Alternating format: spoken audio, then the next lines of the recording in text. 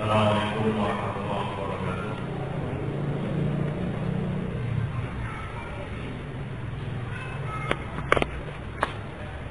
Alhamdulillah, nahmaduhu wa nasta'inuhu wa nastaghfiruh wa na'udzu billahi min shururi anfusina wa sayyi'ati a'malina. May yahdihillahu fala mudilla lahu wa may yudlil fala hadiya lahu. Asyhadu an la ilaha illallah wahdahu la syarika lah wa asyhadu anna Muhammadan abduhu wa rasuluh.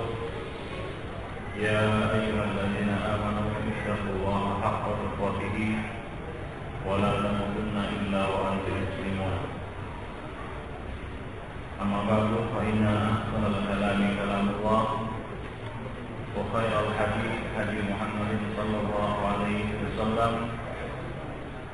وشر الأمور محدثاتها وكل محدثة بدعة وكل بدعة ضلالة وكل ضلالة في النار وبعد. Ikhwan fillah, azanillahu wa iyyakum jami'an. Ini adalah awal majelis dari kajian kitab Syarah Bulughul Maram. Dan pada awal kajian ini kita akan menyampaikan beberapa muqaddimah sebelum masuk pada kitabnya. Pada hari ini kita akan membicarakan tentang ilmu fikih, perkembangannya, keutamaannya, dan beberapa hal yang berkaitan dengan ilmu tersebut. Ikhwan fillah, azanillahu wa iyyakum jami'an. Sebagaimana yang antum ketahui bahwa Bulughul Maram itu adalah buku hadis yang berisi kumpulan dalil-dalil masalah-masalah fikih. Dari satu sisi, buku ini bisa digolongkan sebagai buku fikih karena berisi dalil-dalil bagi masalah-masalah fikih, dan penyusunannya juga berdasarkan urutan-urutan pembahasan fikih, dimulai dari kitab Taharah dan seterusnya. Dan dari sisi yang lain, sebagian ulama menggolongkan buku ini dalam golongan buku hadis. Nah, di dalamnya dicantumkan hadis-hadis, dicantumkan hadis-hadis tanpa disertakan sanad tentunya, dan tanpa ada judul bab, tidak ada judul bab. Ya, jadi mirip seperti buku-buku hadis yang ditulis oleh ulama-ulama sebelumnya. Maka dari itu buku ini harus kita lihat dari dua sisi. Satu sisi sebagai buku hadis yang mudah untuk dihafal, mudah untuk dimengerti, karena sudah dibagi-bagi hadisnya dalam kitab-kitab. Dan dari sisi yang lain, buku ini kita pandang sebagai buku fikih, dan kita akan mensyarah buku ini atau Bulughul Maram ini ditinjau dari sisi fikihnya, yaitu kandungan-kandungan fikih yang terdapat di dalamnya. Maka sebelum kita masuk pada pembahasan fikih, ada baiknya kita berbicara sedikit tentang ilmu fikih, keutamaannya dan perkembangannya hingga sampai sekarang ini. Ikhwan fillah, mengenai keutamaan ilmu fikih tentu tidak diragukan lagi, karena salah satu tujuan diturunkannya syariat oleh Allah Subhanahu wa Ta'ala adalah untuk dipahami dan untuk dilaksanakan dengan sebaik-baiknya, dan pelaksanaan ibadah, hudud dan muamalah di dalam Islam itu sangat bergantung kepada ilmu fikih yang dimiliki dan dikuasai oleh seseorang.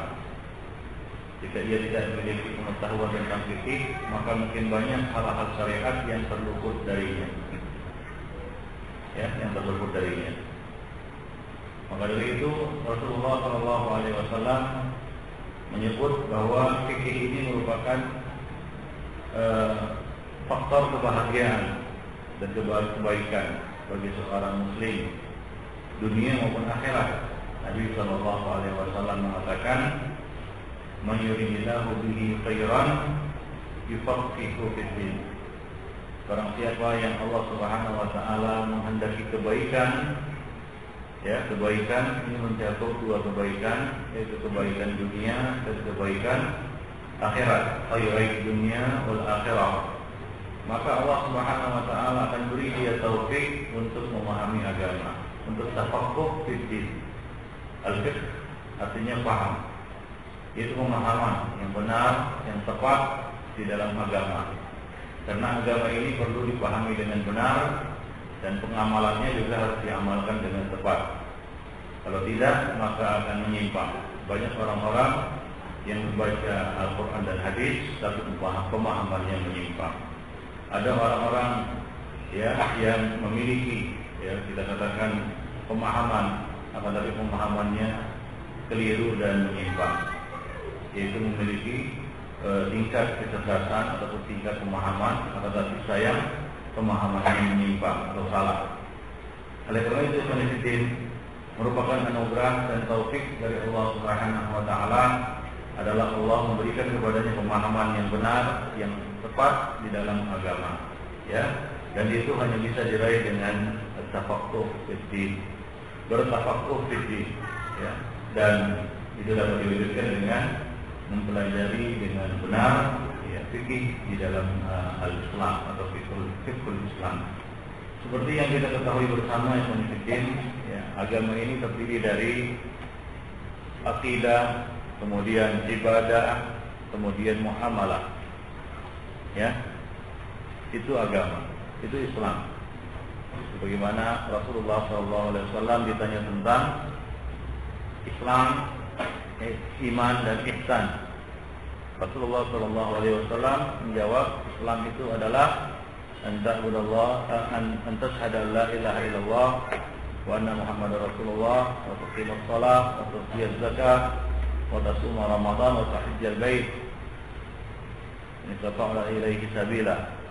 Jadi Rasulullah SAW ketika ditanya tentang Islam, maka beliau menjawab, Islam itu adalah bersyahadat, kemudian menegakkan salat, mengerjakan puasa, menunaikan haji, menunaikan zakat, melaksanakan haji. Ya, dan ini adalah ibadah-ibadah, di mana ibadah-ibadah ini harus dilakukan dengan benar, harus dipahami dengan benar, dan dilaksanakan dan diamalkan juga dengan benar. Nah, itu semua membutuhkan fikih, ya, membutuhkan apa? Fikih. Dan itu semua dibahas di dalam ilmu fikih, di dalam ilmu cabang ilmu fikih ini, fikih. Oleh karena itu para ulama dahulu banyak membuat karangan-karangan yang berkaitan dengan fikih ini, yang mengingat kedudukan yang sangat penting, ya, di tengah-tengah umat, ya, bagi umat, maka mereka pun menyusun beberapa buku berkaitan dengan ilmu fikih ini. Ikhwan fillah azani Allah wa iyyakum jami'an, mengacu kepada hadis yang kita bawakan tadi, yaitu sabda Rasulullah sallallahu alaihi wasallam, "Man yuridillahu bihi khairan yufaqihu fid-din." Ya, barang siapa yang Allah kehendaki kebaikan, maka Allah Subhanahu wa taala akan beri dia pemahaman di dalam agama.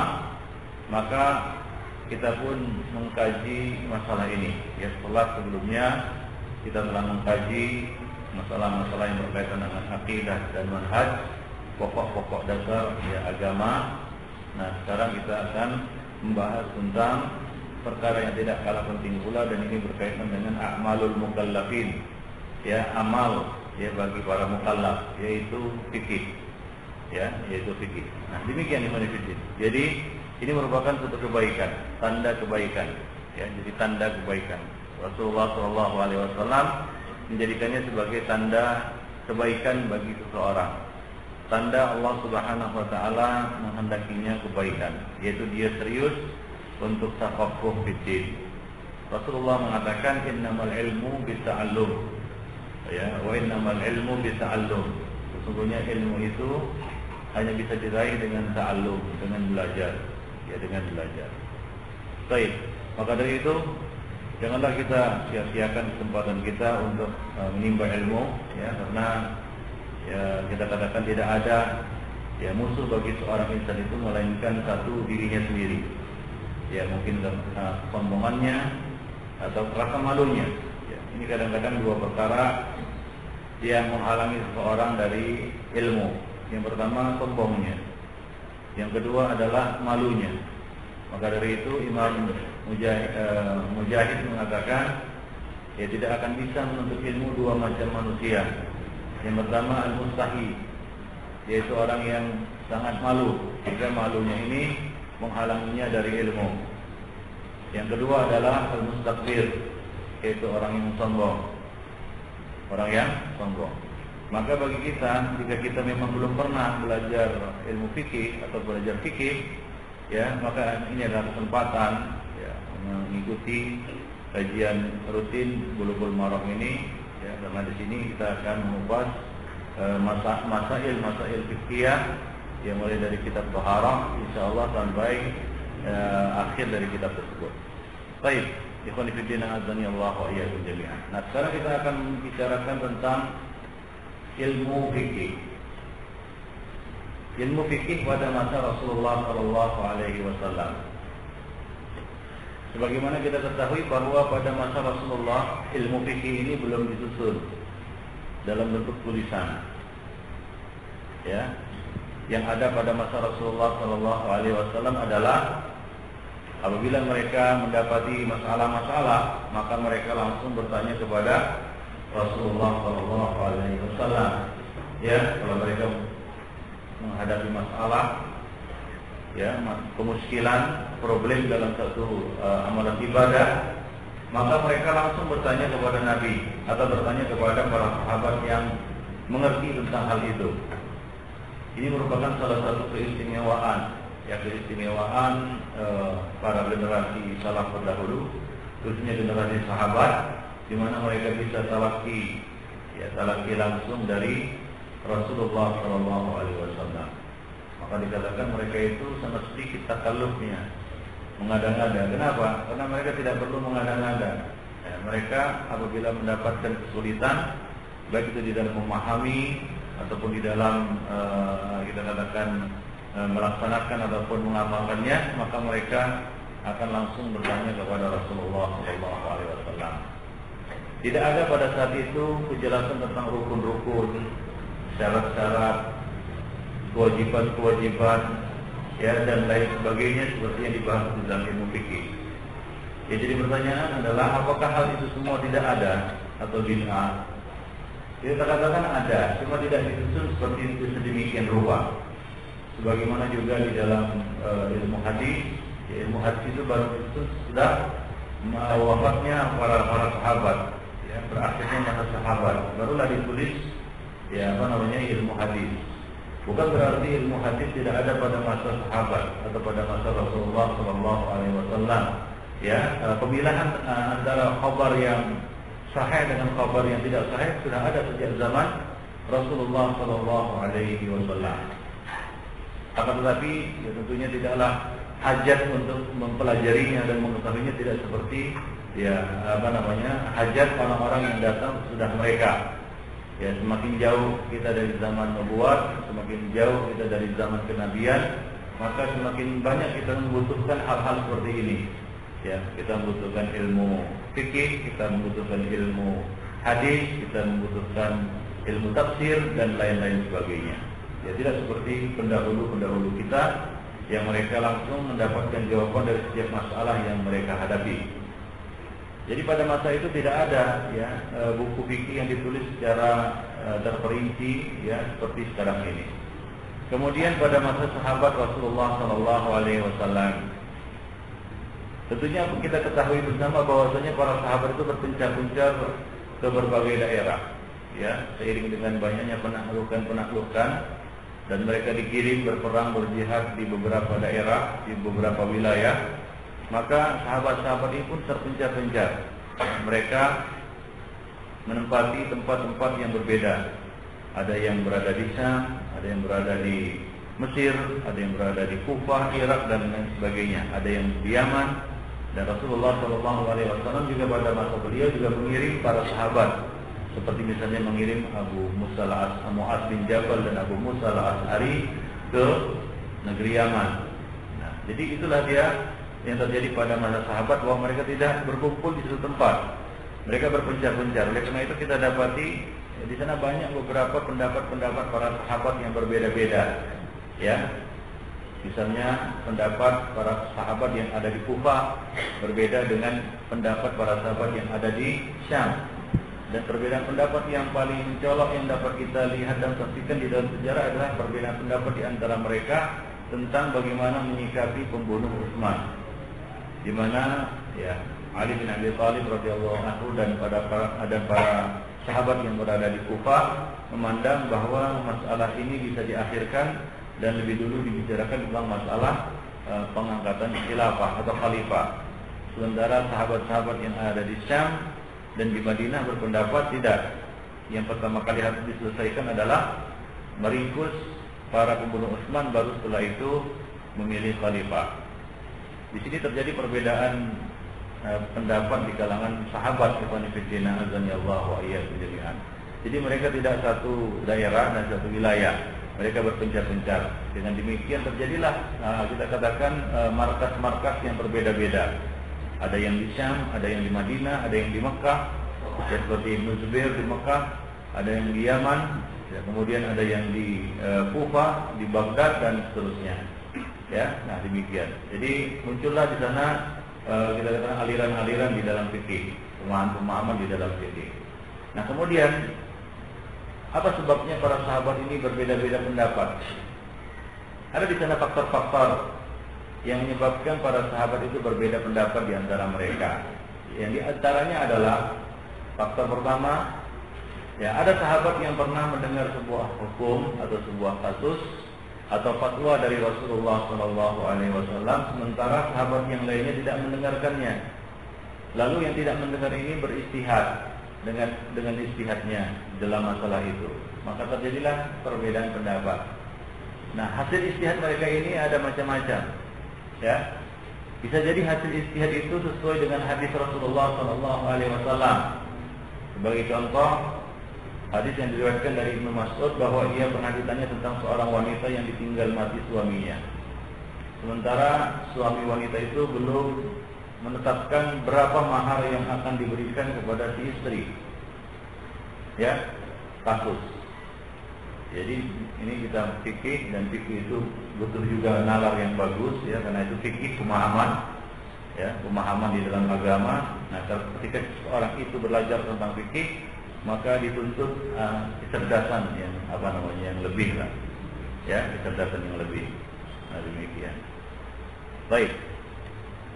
Ada satu kasus, ya, bahwa ada seorang wanita yang ditinggal mati suaminya, sementara si suami belum menetapkan berapa mahar yang akan diberikan kepada istri. Ya, ini boleh. Yaitu seorang menikah dengan mahar yang belum ditetapkan. Ya, belum ditetapkan. Keburu mati dia, suami. Lalu bagaimana? Berapakah yang berhak diambil oleh si wanita ini? Ya, berapakah bagian si wanita ini? Maka Ibnu Mas'ud menjawab, aku tidak pernah melihat Rasulullah SAW memutuskan di dalam masalah ini. Aku tidak pernah mendengar Rasulullah SAW, lam ara Rasulullah yaqdi fi dzalika. Artinya beliau tidak tahu hadisnya. Apa? Abdullah bin Mas'ud tidak tahu hadisnya. Aku belum pernah melihat Rasulullah memutuskan dalam masalah ini. Faqalafu alaihi syahran wa alahu fastahada bi ra'yihi. Nah, kemudian mereka bolak-balik menemui Abdullah bin Mas'ud selama sebulan. Sebulan Ibnu Mas'ud tidak memberikan jawaban. Artinya beliau mengatakan lam ara Rasulullah yaqdi fi dzalika. aku belum pernah melihat Rasulullah memutuskannya. Artinya aku tidak tahu hadisnya. Tetapi mereka terus menerus selama 1 bulan penuh mereka terus meminta kepada Nabi kepada Abdullah bin Mas'ud untuk memutuskan masalah ini. Maka Abdullah bin Mas'ud pun beristihad dengan logikanya, dengan ra'yinya. Fastahada bi ra'yihi. Faqata bi anna laha mahrun nisaiha. Ya, maka Abdullah memutuskan ya bahwa wanita tersebut berhak menerima mahar seperti mahar yang diberikan suami kepada istrinya yang lain, tidak lebih dan tidak kurang. Artinya mahar yang berlaku secara standar di tempat itu namanya mahar misal. Dalam ilmu fikih ini disebut mahar misal. Ya, ini penting untuk dijadikan rujukan apabila terjadi perselisihan ya di antara dua pihak, yaitu antara suami dan istri atau pihak suami dan pihak istri. Terjadi perselisihan tentang jumlah mahar. Misalnya terjadi kesamaran di dalam penyebutannya. Ya. Terjadi kesamaran di dalam penyebutannya. Misalnya dikatakan aku nikahkan dengan 10. Kemudian bubar majelis. 10 apa? 10 rupiah, 10 juta, 10 miliar, 10 triliun. Dulu terjadilah ya persengketaan antara suami dan istri atau pihak suami dan pihak istri. Ya, istri menuntut misalnya engkau katakan 10 artinya 10 miliar katanya. Kata si suami tidak, maksud saya 10 juta. Tapi si istri mengatakan enggak, maksudnya 10 itu 10 miliar. Berikan saya 10 miliar. Maka dalam masalah seperti ini, jika terjadi hal-hal seperti ini, maka qadhi itu memutuskan agar si wanita ini diberikan mahar misil namanya. Yaitu mahar yang berlaku secara standar di tempat tersebut. Berapa yang standarnya di situ? Nah, itulah yang terjadi di sini ya, seorang suami ya menikah dengan seorang laki-laki menikahi seorang wanita, ternyata dia belum menetapkan maharnya. Ya, dia belum menetapkan maharnya. Berapa mahar yang akan dia diberikan? Maka Abdullah bin Mas'ud memutuskan bahwa si istri ini mendapatkan mahar yang biasa diberikan kepada wanita di tempat tersebut. Misalnya kalau dia itu di Indonesia, menikah di Indonesia, maka mahar yang berlaku standar di Indonesia. Kalau itu terjadi di Pakistan, ya, maka mahar yang berlaku secara standar di sana. Berapa di sana biasanya wanita itu dihargai maharnya? Kalau itu di Saudi Arabia atau di tempat lainnya sesuai dengan kondisi yang ada di tempat tersebut, ini namanya mahar misil. Nah, itulah yang ditetapkan oleh Abdullah bin Mas'ud radhiyallahu anhu. La kai wala waqasa wala syafaq. Tidak boleh lebih dan tidak boleh kurang. Ya, tidak boleh artinya di sini si wanita menuntut lebih dan tidak boleh pihak ya si pria atau ahli waris ya si laki-laki ini, suami ini menguranginya. Ya, la waqsa wala syafaq. Tidak boleh lebih dan tidak boleh kurang. Nah, itulah dia keputusan yang diberikan oleh Abdullah bin Mas'ud radhiyallahu anhu. Nah, ternyata hasil ijtihad Abdullah bin Mas'ud ini sesuai dengan apa? Sesuai dengan hadis Rasulullah sallallahu alaihi wasallam. Ya, maka berdirilah Ma'aqil bin Yasar dan dia bersaksi. Ma'aqil bin Yasar adalah seorang sahabat juga. Ya, dia bersaksi fasyahida bi annahu sallallahu alaihi wasallam qada bi mithli dzalika fi imra'atin minhum. Bahwasanya Rasulullah sallallahu alaihi wasallam pernah memutuskan masalah ini seperti itu. Ya, tentang seorang wanita ya dari kalangan suku mereka. Ma'aqil bin Yasar memberikan persaksian seperti itu. Bahwasanya itu sesuai dengan apa? Dengan keputusan yang diberikan oleh Rasulullah sallallahu alaihi wasallam. Fa fariha bidzalika Ibnu Mas'ud farhatan lam yafrah mithlaha qattu ba'da al-Islam. Maka mendengar pernyataan Ma'aqil bin Yasar tersebut, Ibnu Mas'ud pun bergembira dengan kegembiraan yang amat sangat yang belum pernah ia rasakan ya kegembiraan seperti itu semenjak ia memeluk Islam. Nah, demikian yang menitipkan azani Allah. Jadi kadang-kadang ijtihad sahabat itu bersesuaian dengan hadis Rasulullah sallallahu alaihi wasallam. Dan kadang-kadang juga terjadi adu argumentasi. Ayaqa bainahuma munazarah. Terjadi adu argumentasi antara dua sahabat di dalam satu masalah. hingga nampaklah ya mana yang rajih dan mana yang marjuh. Nampaklah baginya dari sisi dalil dari sebuah hadis, lalu mengetahui hasil ijtihad yang dilakukannya dan kembali kepada hadis yang telah didengarnya. Ya, terjadi adu argumentasi di antara mereka, kemudian salah satu di antaranya menyampaikan hadis, lalu dia rujuk dan kembali kepada hadis yang disampaikan oleh rekannya itu. Ya, contohnya ikhwani fillah azanillahu wa iyyakum jami'an, ya kisah ataupun kasus Fatimah binti Qais ya radhiyallahu anha, syahidat inda Umar bin Al-Khattab bi annaha kanat mutallaqah thalathan. Ya, kisah Fatimah binti Qais. Fatimah binti Qais. Bukan.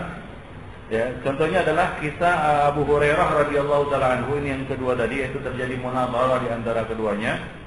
Ya, kemudian dia tahrul hadis bil wajhil ladzi yaqa'u bihi ghalibadz dzan fayarji'u an ijtihadihi ila al-masmu'. Lalu disampaikan kepadanya hadis Nabi, lalu dia pun rujuk kepada hadis Nabi tersebut. Contohnya adalah kisah Abu Hurairah radhiyallahu taala anhu. Kana min madhhabihi annahu man asbaha junuban la shauma lahu. Dulu Abu Hurairah radhiyallahu taala anhu berpendapat bahwa siapa yang mendapati pagi hari dalam keadaan junub, maka dia tidak boleh berpuasa. Barang siapa yang mendapati pagi hari dalam keadaan junub, maka dia tidak boleh berpuasa. Ini pendapat Abu Hurairah radhiyallahu anhu. Hatta akhbarathu ba'du azwajin Nabi sallallahu alaihi wasallam bi ikhtilafi madhhabihi faraja'a. Kemudian terjadilah dialog dan adu argumentasi antara beliau dan salah seorang istri Rasulullah sallallahu alaihi wasallam, yaitu Aisyah radhiyallahu anha, bahwasanya dia mengabarkan Rasulullah pernah ya satu kali dia junub, ya pagi hari dalam keadaan junub dan beliau berpuasa. Nah, ketika disampaikan hadis ini kepada Abu Hurairah, maka Abu Hurairah pun rujuk dari pendapatnya, yaitu meralat pendapat beliau. Ini yang kedua. Yang ketiga, ikhwani fillah, ayablughahu al-hadis lakin la ala al-wajhi alladhi yaqa'u bihi ghalibadz dzan, yaitu sampai kepadanya ya hadis Nabi, namun menurut perkiraannya, menurut menurut pemahamannya, kemungkinan besar tidak seperti itu maksudnya. Bahkan meragukan kebenaran hadis tersebut. Nah, ini juga kadang-kadang terjadi terhadap para sahabat. Ya, sebagai contoh adalah kasus Fatimah binti Qais. Ya, Fatimah binti Qais radhiyallahu anha, dia pernah bersaksi syahidat inda Umar bin Al-Khattab bi annaha kanat mutallaqah thalathan, bahwa ia pernah memberikan persaksiannya di hadapan Umar bin Al-Khattab bahwa ia ditalak dengan talak 3. Falam yaj'al laha Rasulullah sallallahu alaihi wasallam nafaqatan wala suqna. Kemudian Rasulullah sallallahu alaihi wasallam memutuskan bahwa dirinya tidak berhak lagi menerima nafkah dan tempat tinggal. Ini persaksian siapa? Fatimah binti Qais, bahwa dia menyampaikan kepada Umar bahwa dia pernah ditalak 3, kemudian Rasulullah memutuskan dia tidak berhak menerima nafkah dan tidak berhak mendapatkan tempat tinggal. Namun Umar menolak persaksian ini. Umar menolak persaksiannya dan berkata, tidak mungkin kita meninggalkan Al-Quran hanya berdasarkan ucapan seorang wanita yang tidak diketahui apakah ia benar atau salah. Ya, demikian sanggahan Umar. Umar mengatakan, la natruku kitab Allah biqauli imra'atin la nadri as-sadaqat am kadzabat. Ya, tidak mungkin kita meninggalkan kitabullah, kata Umar, ya, karena ucapan seorang wanita yang belum diketahui lagi, ya, bisa jadi dia benar, bisa jadi dia salah. Itu kata Umar. Kemudian Aisyah radhiyallahu anha mengatakan, ya Fatimah, ittaqillah, ta'ni fi qawliha, la suqna wa la nafqah. Kemudian Aisyah berkata kepadanya, wahai Fatimah, bertakwalah kepada Allah. Ya, ini berkenaan dengan ucapannya itu, yaitu tidak berhak menerima nafkah dan tempat tinggal. Nah, kemudian Fatimah tetap menyampaikan kesaksiannya ini, ya, bahwa wanita yang ditalak 3 tidak berhak mendapatkan sukna, tempat tinggal, dan juga nafkah. Dan ini yang benar sebenarnya. Tapi demikianlah Umar mengira bahwasanya ini tidak benar. Mungkin salah dia memahami ataupun menyampaikan riwayat ini. Umar mengira seperti itu, jadi dia tidak menerima persaksian Fatimah, walaupun yang benar adalah yang disampaikan oleh Fatimah binti Qais, yaitu wanita yang ditalak 3, dia tidak berhak mendapat nafkah dan tidak berhak untuk mendapatkan tempat tinggal. Artinya dia bisa dipulangkan, ya, dia bisa dipulangkan ke rumah orang tuanya. Berbeda dengan talak 1 dan talak 2. Dia tidak boleh si suami mengeluarkannya dari rumah. Tapi kalau talak 3 itu boleh dikeluarkan dari rumah, ya, si wanita yang ditalak 3 ini. Nah, itu jika rumahnya rumah si suami. Kalau rumah mertua nggak mungkin, dia yang cabut. Ya. Nah, itu juga artinya dalam Islam normalnya itu si suami harus punya rumah. Karena kalau terjadi talak 3, ini bisa diamalkan. Ya, jadi suami boleh tidak menyediakan tempat tinggal bagi apa? Bagi istrinya atau mantan istrinya ini. Ya, itu apabila talak talak 3. Ya, di mana itu talak baiduta. Jadi talak bata, talak kisah total. Nah, jadi dipulangkan dia ke rumah orang tuanya. Nah, demikian. Nah, itu yang benar sebenarnya. Ya, hakikatnya yang benar seperti itu. Tapi Umar tidak menerimanya. Bukan tidak menerima hukum Rasulullah SAW. Bukan. Kita mengerti dan kita tahu, kita paham bagaimana sikap Umar yang sangat wakaf. Wakaf artinya selalu memegang teguh, ya, hukum-hukum dari Rasulullah SAW. Namun di sini yang membuat Umar menolaknya adalah karena dia ragu, mungkin salah. Ya, Fatimah binti Qais mungkin salah di dalam memahami keputusan Rasulullah SAW. Maka dari itu ia menolak persaksian tersebut. Ini satu contoh, ya, bahwasanya kadang-kadang sudah sampai hadis kepada seorang sahabat, namun menurut perkiraannya pemahamannya tidak seperti itu atau perawinya salah di dalam menyampaikan hadis tersebut. Kemudian ada kemungkinan yang ketiga atau keempat, yaitu mereka tidak mendengar hadis sama sekali. Yaitu Allah yasila ilaihil hadis aslan, tidak sampai kepada mereka hadis itu sama sekali. Dan ini juga sering terjadi. Ya, di kalangan sahabat tidak sampai hadis itu kepada mereka. Jika mereka memutuskan suatu perkara yang berselisih dengan hadis tersebut. Ya, sebagai contoh adalah Ibnu Amr, Abdullah bin Amr. Anna Ibnu Amr kana ya'muru nisa idza tasanna ayyan qutna ru'usahunna.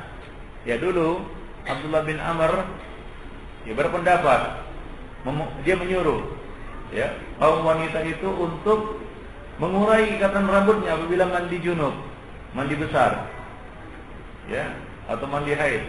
Itu diurai rambutnya. Jadi dia mutlakkan hukum seperti itu. Ya, apabila mereka mandi junub maka harus mengurai ikatan rambut. Fasami'at Aisyah radhiyallahu anha bidzalika faqalat. Lalu Aisyah radhiyallahu anha mendengar hal ini dan dia berkata, "Ya ajaban li Ibni Amr. Ya'muru an-nisa ay yanqutna ru'usahunna, afala ya'muruhunna ay yahlifna ru'usahunna." Sungguh sangat aneh ini Ibnu Amr. Ya, sungguh sangat aneh Ibnu Amr ini. Dia menyuruh wanita untuk melepas ikatan rambut mereka ketika mandi junub. Tidakkah dia suruh saja wanita-wanita itu mencukur rambut-rambut mereka? Ya, artinya logikanya itu memberatkan. Ya, ambil yang paling ringan saja, yaitu apa? Dicukur aja sekalian. Kata Aisyah radhiyallahu anha, "Faqad kuntu aqtasilu ana wa Rasulullah min ina'in wahid." Sungguh aku pernah mandi bersama Rasulullah dari satu bejana. Wa ma azidu ala afragha ala ra'si salasa ifraghat. Dan aku tidak lebih dari menuangkan 3 kali tuangan ke kepalaku atau ke rambutku. Ya, tentu saja konfidin menuangkan 3 kali tuangan ke kepala, ya. Kalau itu rambut diurai itu tidak akan cukup, tidak akan mungkin, ya, dengan 3 kali tuang. Nggak usah rambut perempuan, ya, rambut laki-laki aja nggak cukup, kan begitu ya.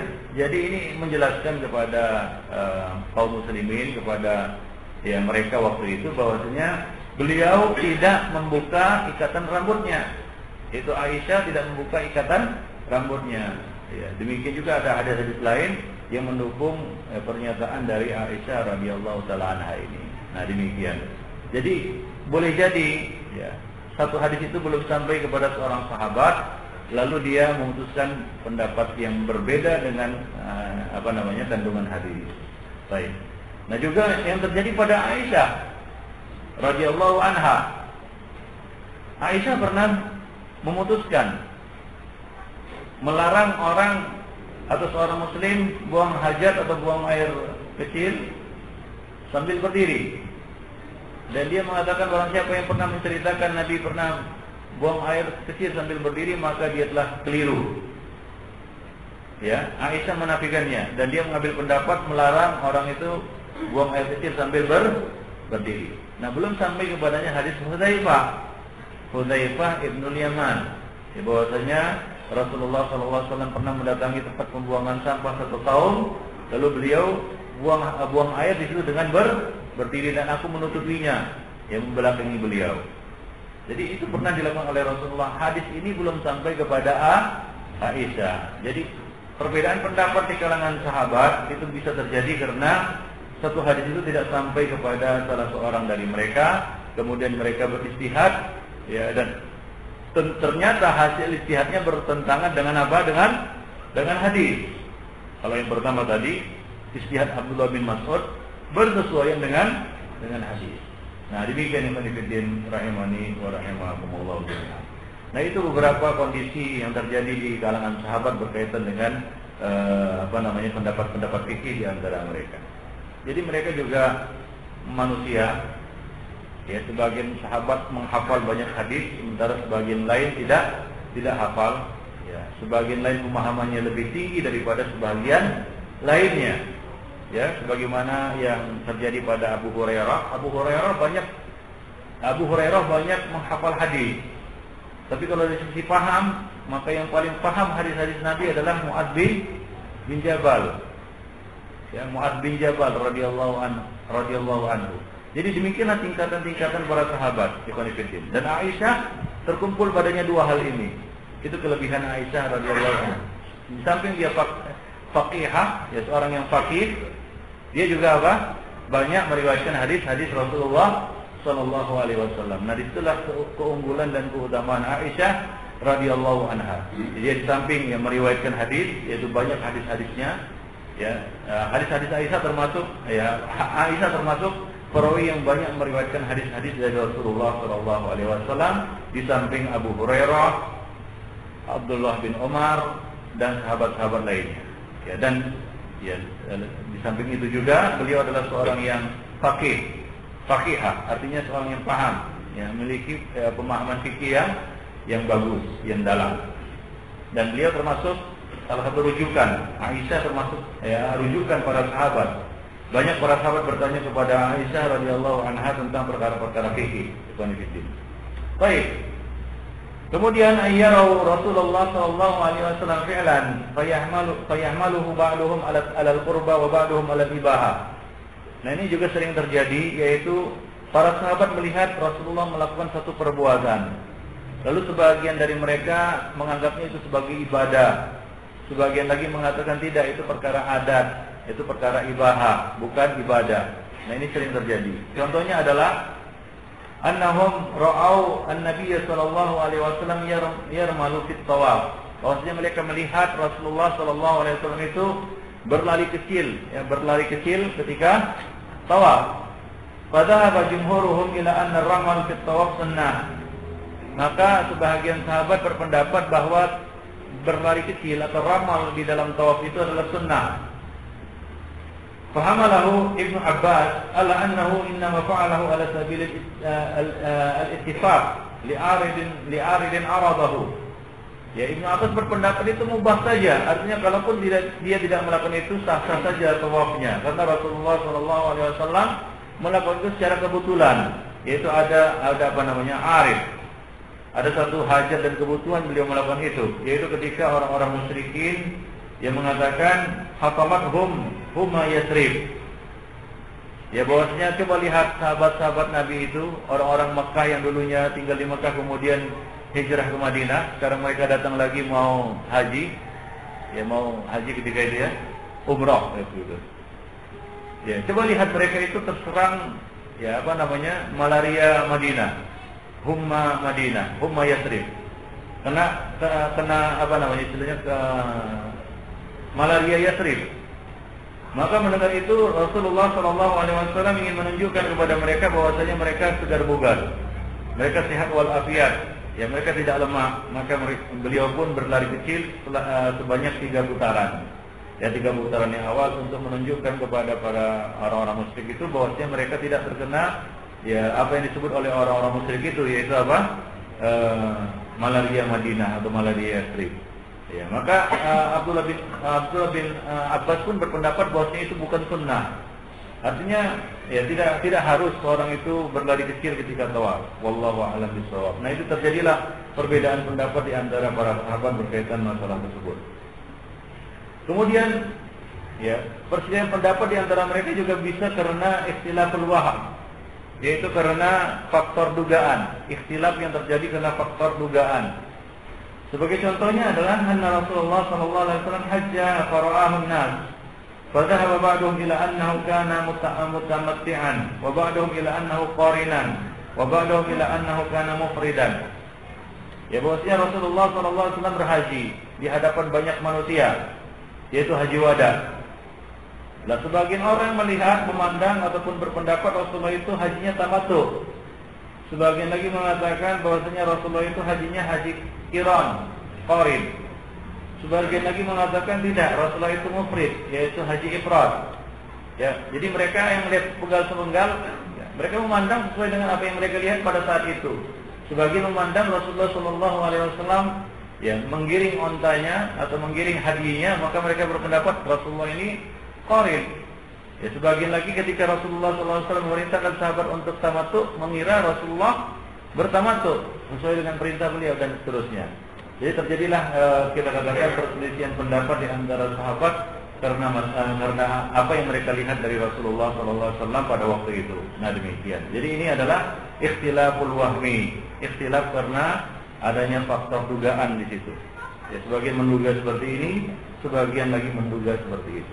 Nah, kemudian perselisihan pendapat di kalangan sahabat bisa juga terjadi karena as-sahwu wan nisyan, yaitu karena lupa ataupun karena terlupa. Ya, contohnya adalah riwayat Maruya anna Ibnu Umar kana yaqulu i'tamara Rasulullah sallallahu alaihi wasallam umratan fi Rajab fa sami'at Aisyah bidzalika faqadat alaihi bis-sahwi, bahwa Ibnu Umar pernah mengatakan Rasulullah SAW melaksanakan umrah pada bulan Rajab.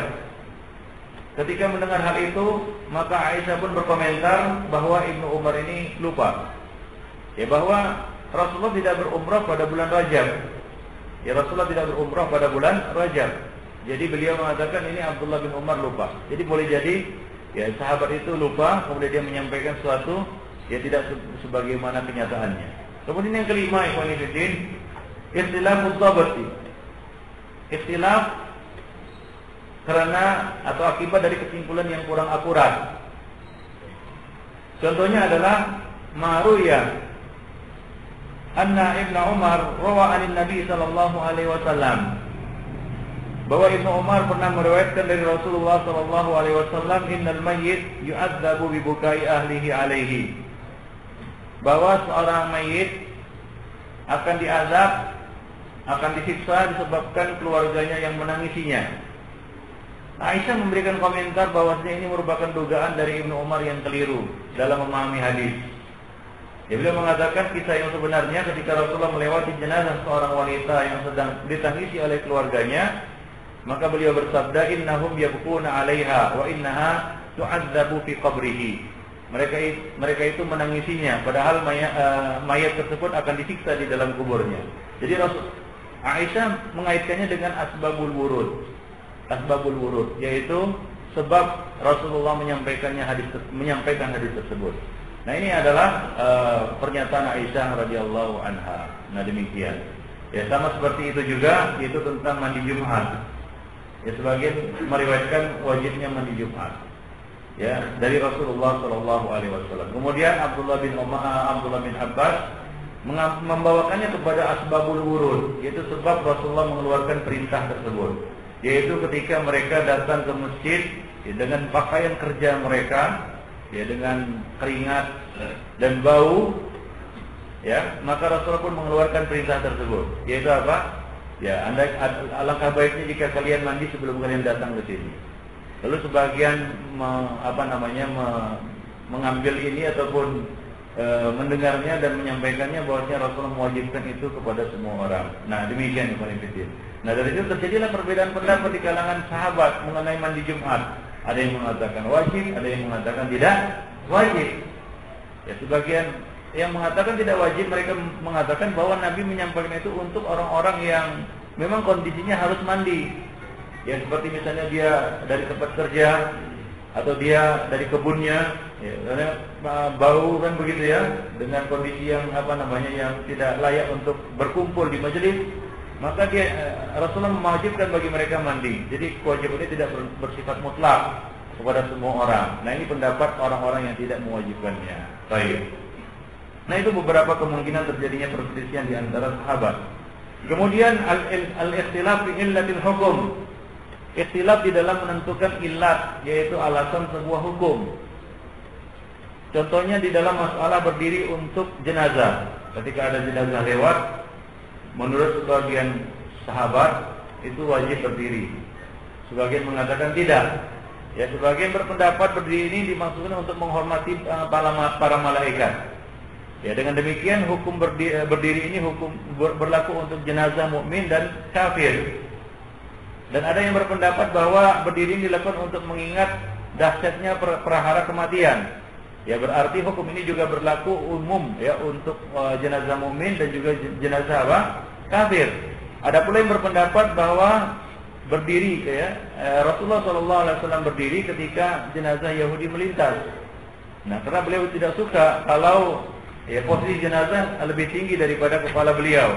Apalagi yang lewat itu jenazah Yahudi, kemudian beliau pun berdiri. Nah, itu alasan beliau berdiri. Nah, sebagian sahabat menyampaikan seperti itu.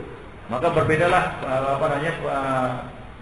pendapat mereka di dalam masalah ini. Ada yang mengatakan wajib berdiri, ya, baik itu jenazah mukmin maupun jenazah kafir. Ada yang mengatakan wajib berdiri untuk jenazah mukmin saja. Ya, ada yang mengatakan wajib berdiri untuk jenazah kafir, ya dengan alasan supaya jenazah kafir itu tidak lebih tinggi dari mukmin yang sedang duduk, dan ada yang mengatakan bahwasanya hukum ini tidak berlaku secara mutlak seperti itu, artinya tidak wajib, ya boleh berdiri dan boleh tidak berdiri. Nah, demikian Ikhwan Fillah rahimani wa rahimakumullah. Nah, kemudian bisa jadi ikhtilaf itu terjadi di antara para sahabat karena ya perbedaan mereka di dalam menggabungkan di antara dua hadis yang berselisih atau berbeda. Ikhtilaf di dalam menggabungkan dua hadis yang kelihatannya berbeda. Contohnya adalah Rasulullah SAW melarang menghadap kiblat ketika buang hajat. Ya, ada beberapa hadis yang diriwayatkan dari sahabat. Fadhahaba qaumun ila umumi hadzal hukum. Sebagian ulama atau sebagian sahabat berpendapat hukum ini berlaku secara umum. Artinya, iya, dilarang menghadap kiblat dalam buang hajat, baik itu di dalam ruangan, di luar ruangan, bagaimanapun kondisinya. Wa annahu ghairu mansukh. Mereka pendapat ini tidak mansukh.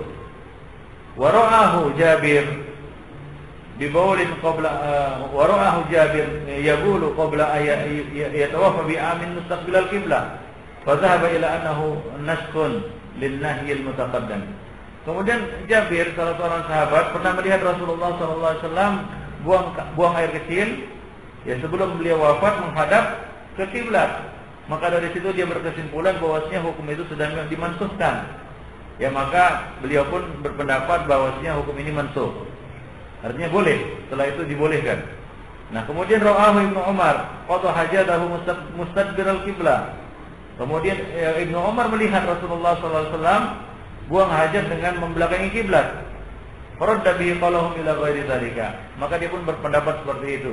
Yaitu apa? Boleh ya membelakangi dan tidak boleh menghadap. Sebagian mengatakan boleh di dalam ruangan, tidak boleh di luar ruangan. Artinya begitulah terjadinya ikhtilaf di kalangan apa? Di kalangan sahabat radhiyallahu taala anhum. Jadi supaya kita mengerti bahwa di antara sahabat sendiri terjadi ikhtilaf. Dan ketika kita mempelajari masalah-masalah fikih, maka itu tidak akan lepas dari yang namanya ikhtilaf. Ya, ikhtilaf. Pada kita sampaikan perkataan para ulama, di antaranya Az-Zuhri dan lain-lain, bahwasanya ikhtilaf para ulama ini kita harus ambil sisi iktibarnya. Artinya ini adalah kelapangan, ada kemudahan bagi umat. Ya, ada udzur bagi mereka. Ya, dengan adanya ikhtilaf ini, ya, ada kelapangan bagi umat. Walaupun kita katakan kita harus mengikuti pendapat yang benar dari setiap masalah yang diperselisihkan, bukan kita mencari pendapat yang marjuh, pendapat yang lemah. Demikian konfidin. Ya, jadi ini harus kita maklumi. Maka dari itu Al-Laits bin Sa'ad mengatakan, ya, tidak boleh berbicara tentang fikih bagi orang yang tidak mengetahui ikhtilaf. Apa? Tidak boleh berbicara fikih bagi orang yang tidak mengerti masalah ikhtilaf para ulama. Imam Syafi'i mengatakan tidak boleh, ya, membahas fikih bagi orang yang tidak mengetahui nasikh dan mansukh. Jadi para ulama memberikan standar-standar tertentu di dalam masalah fikih yang harus diketahui, dasar-dasar. Jadi kalau orang berbicara fikih, dia nggak mengerti adanya ikhtilaf, ya, boleh jadi perkara yang muttafaq dikatakannya ikhtilaf, perkara yang ikhtilaf dikatakannya ijma'. Ya, artinya perkara yang sudah disepakati dikatakan masih berselisih ulama. Sementara perkara yang masih berselisih dia katakan apa? Sepakat ulama. Dikatakannya ijma'. Nah, supaya jangan jatuh, ya, dalam perkara seperti ini, maka seorang, ya, yang berbicara tentang fikih atau siapa saja yang berbicara tentang fikih, maka dia harus mengetahui istilah para ulama. Nah, kemudian dia mentarjih, artinya memilih pendapat yang rajih, yang paling mendekati kebenaran, ya, yang paling sesuai dengan dalil. Nah, demikian yang konfidin. Baik, demikian juga nasikh dan mansukh. Ya, seorang yang berbicara tentang fikih, atau ketika kita berbicara tentang fikih, mempelajari ilmu fikih, kita juga harus mengetahui nasikh dan mansukh, agar kita tidak memberlakukan hukum yang sudah dimansukhkan. Ya, tidak memberlakukan hukum yang dimansukhkan. Jadi kita harus tahu nasikh dan mansukh. Baik, konfidin. Azan ya Allah wa iyyakum jami'an. Nah, ini juga memberikan suatu kita katakan sikap yang benar di dalam menyikapi perbedaan pendapat yang terjadi di kalangan umat. Ya, memang hadisnya enggak benar. Yaitu hadis yang sering disampaikan oleh sebagian orang, ikhtilafu ummati rahmah, itu hadis tidak sahih, tidak ada asal usulnya. Ya, tapi ada yang semakna dengan itu yang diucapkan oleh para ulama. Di antaranya mereka mengatakan ikhtilaful ulama sa'ah. Ya, perbedaan pendapat di kalangan ulama itu ada kelapangan bagi umat di dalamnya. Artinya ada uzur di sana. Yang kalaulah para sahabat atau para ulama tidak berbeda pendapat, mungkin akan dihukumi sesat orang yang berpendapat seperti itu.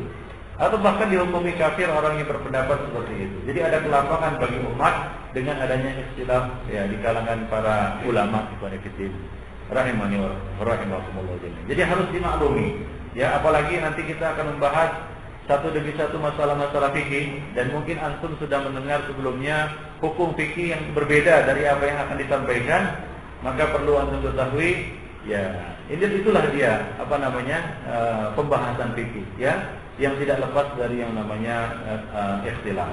Cuma kita berusaha untuk mencari, ya, dan mengambil pendapat yang paling paling rajih, yang paling sesuai dengan dengan dalil yang sahih, dan membuang pendapat yang marjuh, ya, dan meninggalkan pendapat yang marjuh seraya atau sembari menghormati, ya, para ulama yang berpendapat dan orang-orang yang masih mempertahankan pendapat itu.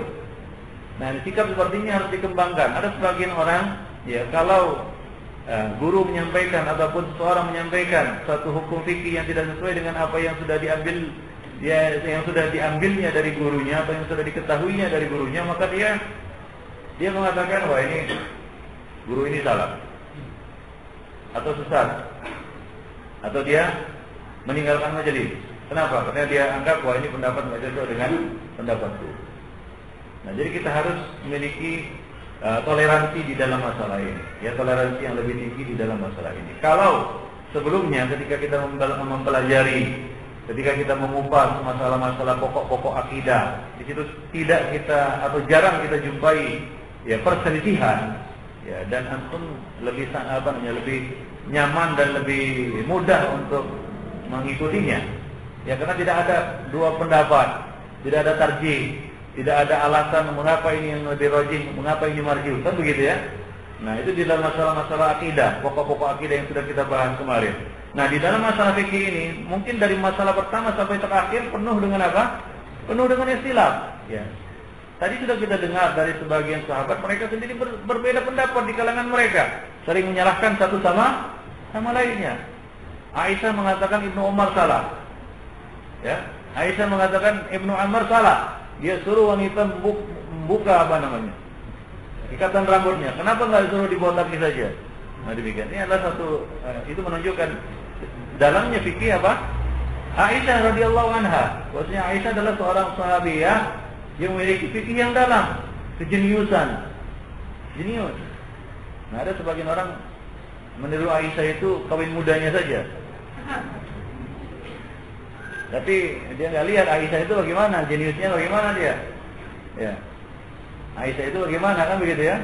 Nah, hafalannya dan otaknya bagaimana? Otak Aisyah jenius. Ya. Dia adalah seorang yang menjadi rujukan bagi apa? Bagi kaum pria. Kaum pria datang kepada Aisyah dan bertanya, bertukar pikiran. Ya, dan beliau memiliki hafalan yang sangat banyak dari hadis-hadis Rasulullah sallallahu alaihi wasallam. Nah, demikian kekuatan hafalan yang menakjubkan. Aisyah radhiyallahu anha, ya, istri Rasulullah sallallahu alaihi wasallam. Baik. Nah, sebagian orang ada yang meniru apa? Ya, nikah mudanya saja. Oh, Aisyah nikah muda. Dikatakan seperti Aisyah. Iya, kalau seperti Aisyah. Ya, kalau enggak kan ya lucu. Nah, demikian. Baik. Nah, demikian ikhwan fillah azanillahu wa jami'an. Jadi para sahabat saling menyalahkan satu sama lainnya, ya. Apa yang mereka anggap salah mereka salahkan. Ya, apa yang mereka anggap salah mereka salahkan. Beradu argumentasi di antara mereka. Ya, kemudian menyampaikan hadis yang belum diketahui oleh yang lain. Itu biasa. Itu biasa di dalam pembahasan apa? Fikih. Dan mereka dengan perbedaan itu tidaklah lantas saling menghujat. Ya, tidaklah lantas saling menghina satu sama lainnya, tidaklah saling merendahkan satu sama lainnya, bahkan saling menghormati. Ya, tidaklah. Ya, tadi kita dengar bahwasanya Aisyah menyalahkan Ibnu Umar yang mengatakan bahwa Nabi berumrah pada bulan Rajab. Ya, ternyata bukan pada bulan Rajab, bulan Sya'ban, Umratul Qada. Ya, memang satu bulan saja, Rajab dan Sya'ban kan gitu ya, tapi salah, bukan Rajab tapi Sya'ban, bulan sesudahnya. Ya. Nah, ini adalah satu kekeliruan. Nah, apakah lantas Aisyah merasa lebih tinggi ilmunya daripada Ibnu Umar? Ya, tidak. Beliau senantiasa menghormati Ibnu Umar. Nah, demikian. Demikian juga Ibnu Abbas radhiyallahu anhuma yang kita kenal dengan doa Rasulullah sallallahu alaihi wasallam untuk beliau. Allahumma 'allimhu at-ta'wil. Allahumma faqihhu fid din. Allahumma 'allimhu at-ta'wil. Ya Allah, ajarkanlah kepadanya ta'wil, yaitu tafsir. Dan berilah dia pemahaman di dalam agama. Al-fiqh, maka dia digelari habrul ummah. Habr artinya ya, samudra ilmu bagi umat. Ibarat tinta yang ditulis untuk menuliskan ilmu tidak habis-habisnya. Demikian juga beliau digelar turjumanul Quran. Beliau digelar habrul ummah wa turjumanul Quran.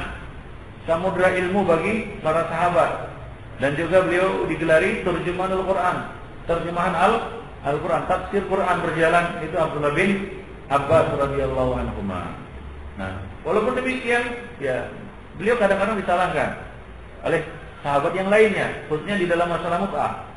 Ya, beliau disalahkan oleh Abdullah bin Amr dan sahabat-sahabat lainnya ketika beliau berpendapat seperti itu. Ya, ternyata mut'ah itu sudah dimansuhkan. Nah, ada beberapa pendapat di kalangan sahabat yang yaitu adalah pendapat yang marjuh. Nah, demikian. Jadi mereka saling menghormati ya satu dengan lainnya. Ya, tidak saling tidak saling merendahkan, apalagi menghina dan mengejek. Nah, demikian yang paling ya Allah wa iyyakum. Baik.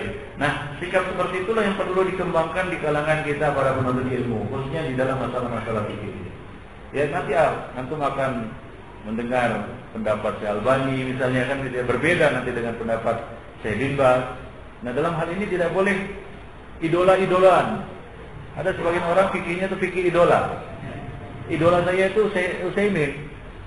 Ya, mau bumi jungkir balik pun ya tetap Utsaimin katanya. Nah, ini awam, ini muqallid murni sebenarnya. Ya, ini muqallid murni. Ya, muqallid mutlak. Dia bukan penuntut ilmu, apalagi mustahid. Ya. Nah, ada yang fikihnya tuh fikih idola-idolaan seperti ini. Nah, tidak seperti itu fikih, ya. Kita tidak terpaku kepada pendapat ya, seorang ulama atau seorang imam atau seorang sahabat. Sahabatnya tidak boleh terpaku kita pada sahabat tertentu. Itu sahabat. Kalau kita harus bermazhab, maka mazhab yang paling yang lebih tinggi dan yang paling layak untuk diikuti adalah mazhab sahabat. Ya kan? Nah, kita ambil mazhab Ali bin Abi Thalib atau mazhab Utsman, ya, atau mazhab Abu Hurairah. Ya, kenapa harus mengambil mazhab sudahnya? Nah, demikian ya sanifidin, azan ya Allah wa iyyakum jami'an. Tapi tidak ada mazhab di dalam Islam. Nanti akan kita jelaskan masalah ini pada pertemuan berikutnya. Ya, karena di sini ada beberapa mukadimah yang penting juga. Di antaranya adalah bagaimana pernyataan para imam dan bolehkah atau haruskah kita ini bermazhab? Ya, karena nanti syarah Bulughul Maram yang kita tulis itu tidak mengacu kepada mazhab tertentu. Dan penjelasan kita nanti terhadap kitab Bulughul Maram ini juga tidak mengacu kepada mazhab tertentu. Nah, demikian. Baik. Nah, ada anggapan sebagian orang kalau tidak bermazhab itu sesat atau ngawur atau nggak ada imamnya. Ya, kita katakan ya bukanlah suatu keharusan, bukanlah suatu konsep kita katakan suatu kelaziman. Kalau tidak bermazhab tidak berimam. Justru kita tidak lepas dari perkataan imam. Imam Ahmad telah memperingatkan kita. Hindarilah kamu berfatwa atau berpendapat dengan suatu pendapat yang kamu tidak ada imam, ya, sebelumnya. Artinya tidak ada imam, tidak ada ulama yang berpendapat itu sebelumnya.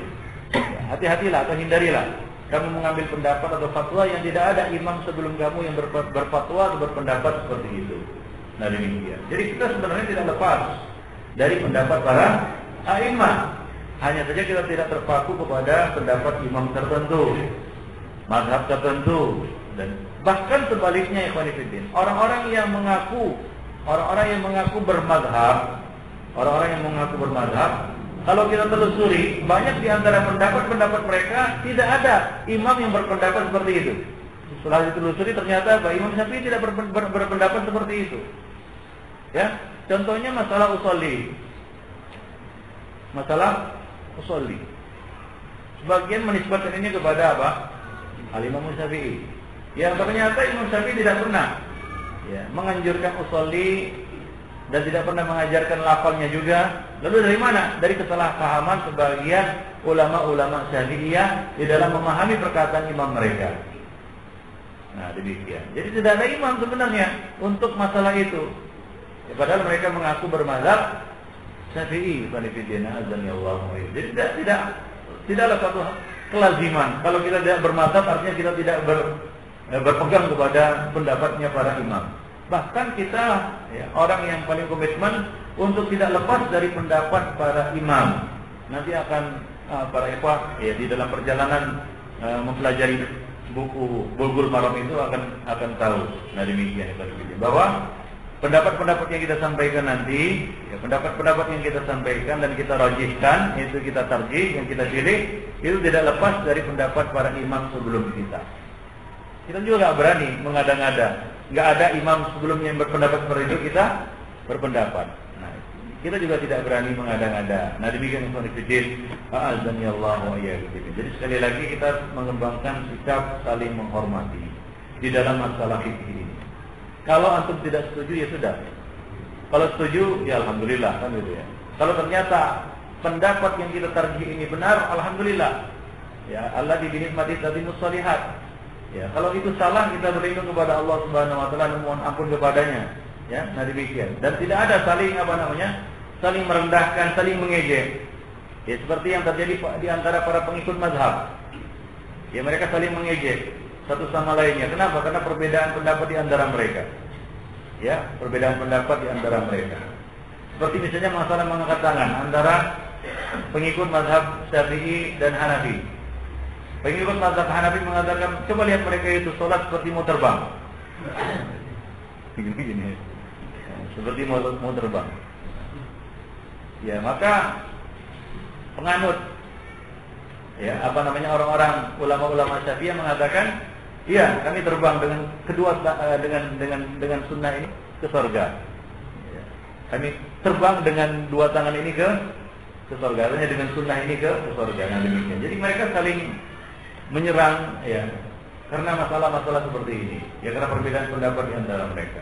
Jadi itu intinya kondisinya. Jadi kalau kita berpegang kepada satu pendapat, ya peganglah.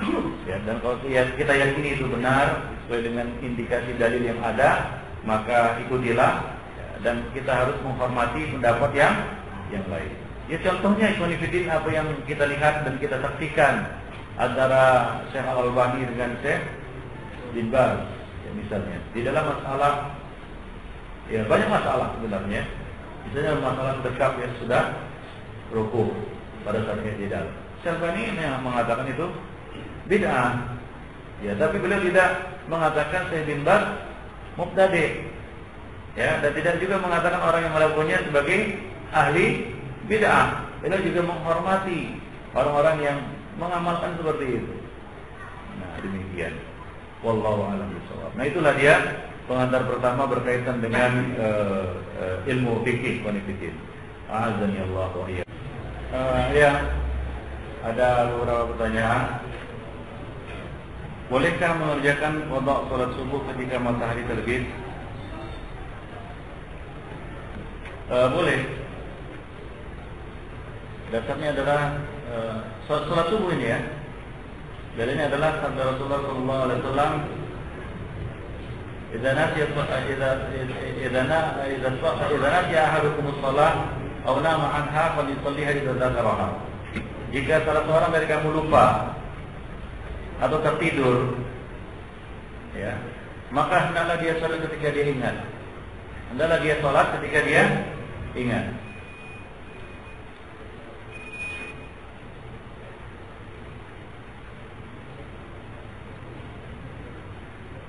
Apakah setiap bacaan sholat pada ayat-ayat sajadah seperti Iqra dan lain-lain wajib sujud tilawah? Ibnu Taimiyah berpendapat wajib. Beliau mengatakan sallu kama ra'aitumuni usolli. Rasulullah SAW tidak melewatkan sujud ayat tilawah, melainkan beliau sujud. Adapun jumhur ulama mengatakan tidak wajib. Ya, tidak wajib untuk sujud.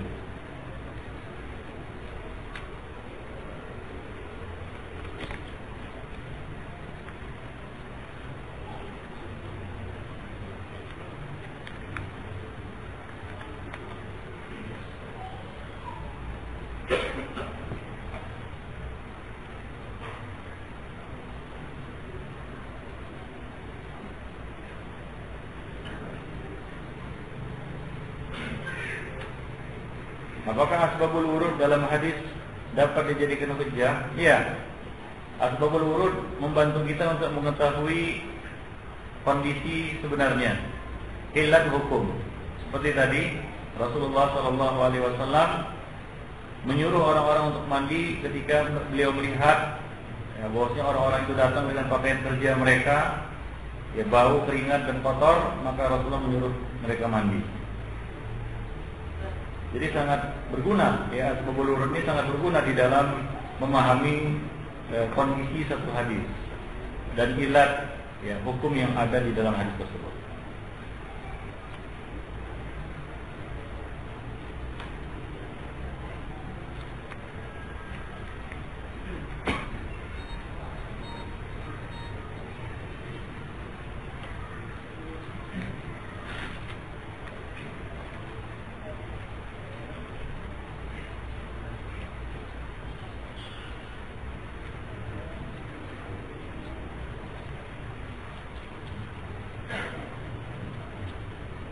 Saya ingin tanya satu hal, yaitu masalah kewajiban mandi Jumat. Tadi dikatakan istilah para sahabat. Iya, ada istilah di antara sahabat antara wajib dan tidak wajib. Ada yang mengatakan wajib, ada yang mengatakan tidak wajib. Jadi bagaimana dengan hadis Rasulullah SAW? Iya, hadis ini dipahami oleh sebahagian sahabat. Bahwasanya hadis ini ada asbabul wurudnya. Idza jaa ahadukumul jum'ah falyaghtasil. Itu hadis Nabi. Nabi mengatakan, apabila salah seorang dari kamu datang Jumat, maka hendaklah dia mandi. Dalam konteks apa Nabi mengatakan ini? Nah, ini yang kita harus memahami, ya, istidlal namanya, yaitu pengambilan dalil yang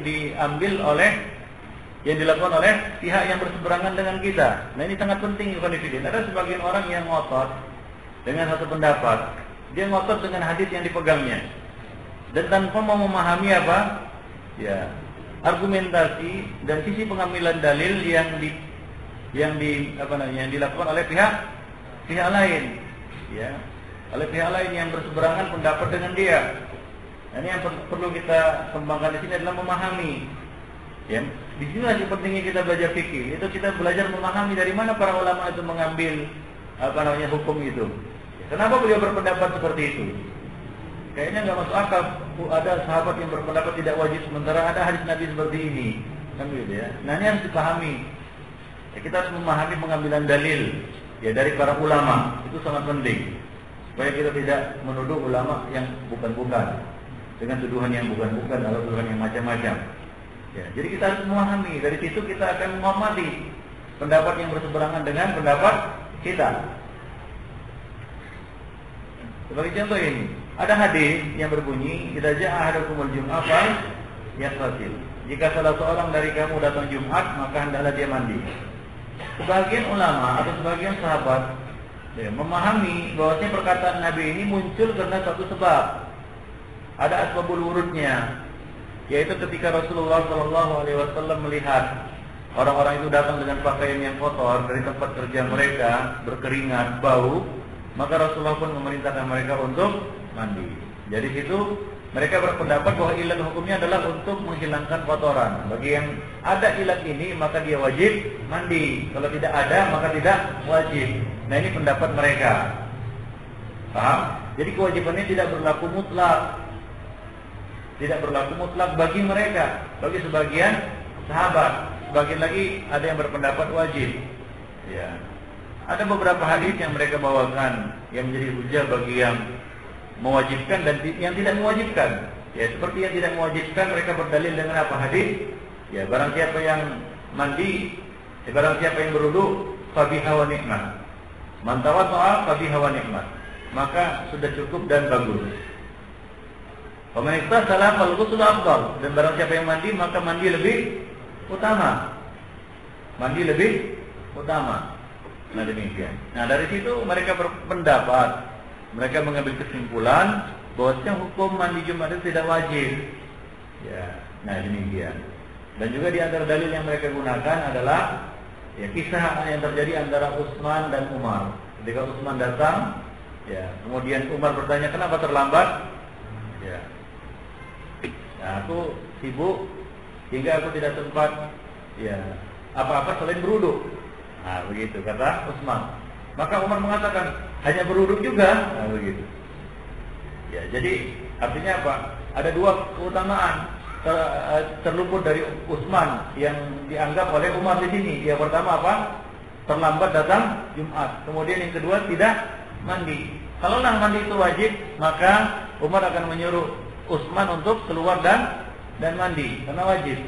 Nah, demikian. Jadi Umar tidak menyuruh Utsman untuk mandi. Hanya saja beliau mengherankan dua keutamaan yang terluput dari Utsman ketika itu. Tapi Utsman menyampaikan alasannya. Nah, hadis ini juga dijadikan dalil oleh pihak yang berkata atau berpendapat tidak wajibnya mandi Jumat, ya, yang berpendapat bahwa mandi Jumat itu tidak wajib. Wallahu a'lam. Nah, demikian. Jadi itu dia tinjauannya, ya, tinjauan hukumnya. Wallahu a'lam bishawab. Jadi itulah dia. Ya, sebagian yang berpendapat wajib secara mutlak, mereka berdalil dengan hadis ini. Nah, di sini ada beberapa pendapat ulama berkaitan dengan mandi Jumat, nanti akan kita sebutkan di dalam buku Bulughul Maram ya sebenarnya. Yang pertama, dia mewajibkan secara mutlak. Mutlak. Artinya apa? Baik sebelum Jumat maupun sesudah Jumat. Mereka mengatakan bahwa mandi Jumat ini wajib karena harinya, hari Jumat. Maka bila dia mandi, nggak sempat mandi sebelum Jumat, maka dia harus mandi sesudah Jumat. Ini pendapat Ibnu Hazm Al-Zahiri dan kaum ulama-ulama Zahiriyah atau kaum Zahiriyah berpendapat seperti ini. Sebagian mengatakan mandi Jumat itu wajib untuk orang-orang yang datang Jumat. Nah, kalau mengacu kepada pendapat yang pertama tadi, maka musafirin yang tidak wajib Jumat juga harus mandi. Wanita yang tidak wajib Jumat juga harus mandi. Setiap mukallaf, dan walaupun dia berhalangan datang, misalnya sakit, kan dia nggak datang Jumat. Orang sakit misalnya terbaring di tempat tidur, ya, maka dia juga harus mandi. Semuanya harus mandi karena mandi itu berkaitan dengan hari Jumat, bukan sholat Jumat. Yang kedua mengatakan ini yang mewajibkan secara mutlak ya, mereka berbeda pendapat juga. Yang mengatakan yang kedua adalah mereka mengatakan bahwa kewajiban ini berkaitan dengan sholat, yaitu wajib bagi orang yang mendatangi sholat Jumat. Bagi yang tidak mendatangi sholat Jumat, maka gugurlah kewajiban. Demikian juga bagi orang yang terluput sampai dia mengerjakan sholat Jumat, maka gugurlah, habislah waktu mandi Jumatnya. Nah, ini adalah pendapat jumhur ulama ahli hadis. Imam Malik berpendapat seperti ini dan Imam Ahmad Bahir pendapat beliau juga seperti itu. Baik. Nah, kemudian ada yang mengatakan ya, bahwasanya mandi Jumat ini tidaklah berdiri secara independen hukumnya. Artinya dia bisa bergabung dengan mandi-mandi lainnya. Artinya seorang kalaulah dia tidak meniatkan mandi Jumat, lalu dia mandi, maka itu sudah terhitung mandi Jumat. Sebagian mengatakan tidak, ini adalah kewajiban yang berdiri sendiri, enggak boleh digabungkan dengan kewajiban yang lainnya. Maka tidak boleh menggabungkan antara mandi Jumat dan mandi junub. Kenapa? Karena berbeda kewajiban. Nah, demikian. Ini adalah pendapat yang dipegang oleh Syekh Al-Albani. Beliau berpendapat mandi Jumat itu berdiri sendiri, nggak bisa digabung dengan mandi junub. Jadi kalau seorang junub jam 10, lalu dia mandi junub, sekaligus dia mau datang Jumat, maka dia nggak boleh dia gabungkan dua mandi ini. Jadi mandi dua kali. Baik, nanti anda bisa lihat sendiri bagaimana perbandingan di antara para pendapat ini ya. Nah, demikian. Jadi kalau dia junubnya jam 11, dia mau mandi dua kali, habis mandi lagi. Yang pertama untuk junub, yang kedua untuk Jumat. Ini pendapat Syekh Al-Albani. Nah, kemudian pendapat yang lain mengatakan mandi Jumat ini afdal, sunnah. Tidak wajib, sunnah. Sebagian mengatakan sunnah muakkad, ditekankan. Ya, lebih ditekankan lagi. Sebagian mengatakan wajib bagi orang yang punya ilat untuk mandi. Contohnya orang yang kondisinya bau, dia wajib. Ya, seperti pendapat Ibnu Abbas. Beliau mengatakan wajib tidak bagi semua orang. Ya, bagi yang punya ilat, seperti yang disebutkan dalam hadis asbabul wurud tadi, maka dia harus mandi. Misalnya orang yang bau, dia baru bekerja bau, dia mau datang Jumat. Nah, ini dia bisa mengganggu orang lain karena di situ adalah majelis. Ya. Nah, kalau dia datang dalam kondisi yang bau, kotor, maka ini mengganggu. Nah, di sana ada dorongan untuk mandi. Ya, ada dorongan hukum untuk mandi. Nah, ada ilat di sana untuk mandi. Nah, demikian. Wallahu ta'ala a'lam bishawab. Jadi satu masalah harus dilihat dari semua sisi, dari semua pendapat dan alasan-alasan mereka. Nah, kalau kita lihat dari satu sisi aja kan nanti kan jadi ada seorang fanatik kan begitu ya. Wah, enggak, menurut ulama fulan seperti ini, harus seperti ini, enggak boleh yang lain. Ya, enggak seperti itu. Banyak kali masalah-masalah yang kita lihat hampir sama dengan masalah seperti yang kita contohkan tadi atau yang ditanyakan tadi. Baik.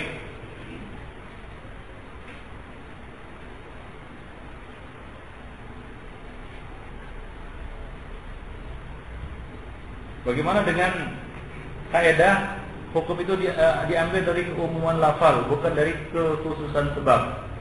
Nah, ini kaidah. Ini kaidah tidak berlaku secara mutlak. Ini ada perinciannya. Kaidah-kaidah seperti ini, kaidah-kaidah usul seperti ini, Ya, nasihat bagi para penuntut ilmu yang belum belajar usul, jangan pakai kaidah usul. Ini bahaya seperti yang kebanyakan kita lihat, sebagian orang belum belajar usul dan belum mengerti maksud dari satu usul atau kaidah, lalu dia pakai kaidah itu.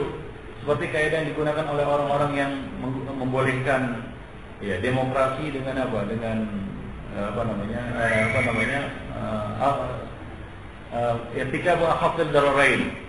Ya, memilih darar yang paling ringan katanya. Ini kaidah. Kaidah itu harus ada penerapannya yang tepat. Nggak bisa digunakan ya seenaknya saja. Nah, demikian seperti itu. Baik.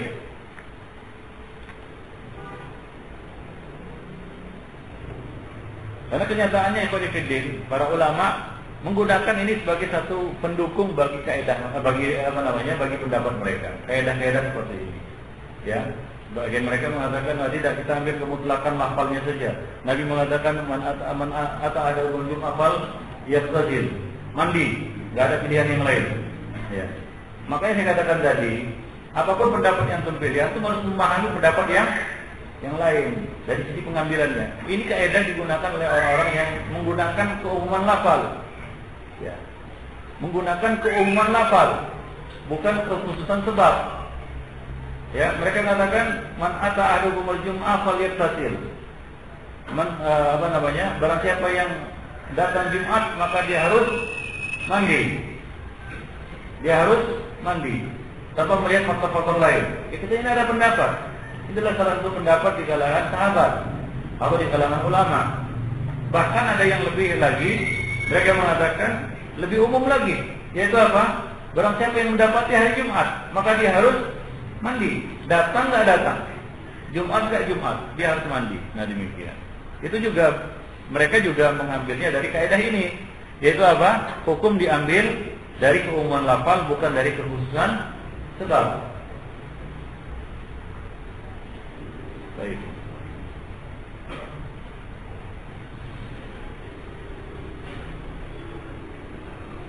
Benarkah ada sebuah riwayat yang menjelaskan bahwa Abu Hurairah pernah dilarang oleh seorang sahabat untuk mengeluarkan hadis atau mengeluarkan hadis?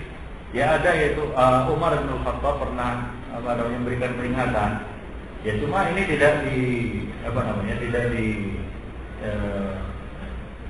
laksanakan oleh Abu Hurairah. Abu Hurairah tetap menyampaikan hadis. Ya. Beliau mengartikan peringatan Umar itu sebagai suatu larangan Umar itu sebagai suatu peringatan. Ya, bukan suatu larangan. Ya, artinya dia tidak boleh menyampaikan hadis. Ya, beliau tetap menyampaikan hadis. Buktinya ya sampai kepada kita banyak hadis dari Abu Hurairah. Kalau setelah larangan Umar itu beliau tidak menyampaikan hadis, maka banyak hadis-hadis Abu Hurairah tidak tersampaikan. Jadi beliau tetap menyampaikan. Ya, beliau ambil hikmah dan i'tibar itu, yaitu hati-hati di dalam periwayatan hadis. Seperti Umar bukan tidak banyak hadisnya. Umar banyak hadisnya, cuma beliau adalah orang yang sangat hati-hati. Dan beliau tidak mendapatkan keutamaan seperti yang didapati oleh siapa? Abu Hurairah. Abu Hurairah dapat doa dari Nabi. Dan di samping itu Abu Hurairah juga selalu menyertai majelis-majelis Nabi. Ya, tidak sebanyak Umar bin Khattab yang juga berdagang. Yang juga beliau berdagang. Umar bin Khattab berkebun dan seterusnya. Pada sebagian sahabat, sebagian muhajirin ada yang berdagang, sebagian ansar berkebun. Jadi mereka tidak banyak menghadiri majelis-majelis Nabi sebanyak Abu Hurairah radhiyallahu anhu. Nah, demikian. Jadi Umar berhati-hati karena beliau tahu bahwa beliau tidak banyak. Ya, seperti banyaknya hadis Abu Hurairah. Nah, juga beliau tidak mendapatkan keutamaan seperti utamanya Abu Hurairah di dalam meriwayatkan hadis Nabi. Beliau pernah didoakan oleh Nabi bahwasanya apa yang disampaikan kepada Nabi setelah itu tidak akan dia lupa. Nah, demikian.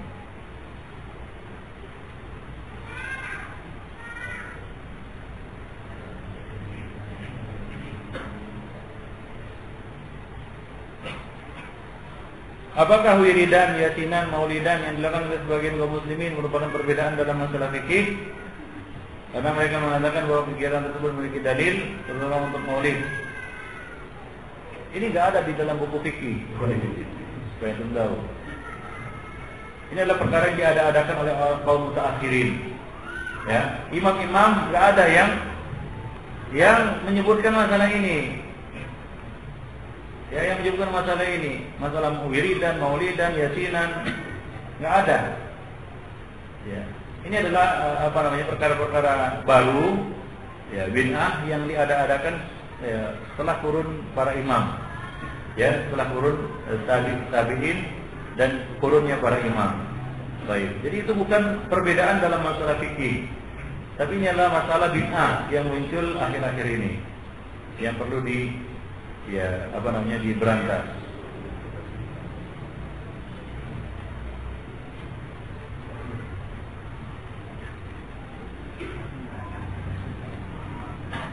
Ada yang kemarin ada yang menyampaikan kepada saya, ada juga yang mengatakan bahwa Nabi itu maulid 52 kali dalam setahun. Baru tiap minggu maulid katanya. Ya udah gulu, berlebih-lebihan. Ya, kalau antum mau tahu sejarah perayaan maulid ini, ada buku itu buku Bid'ah Hauliyah. Ya, Ritual bid'ah dalam setahun.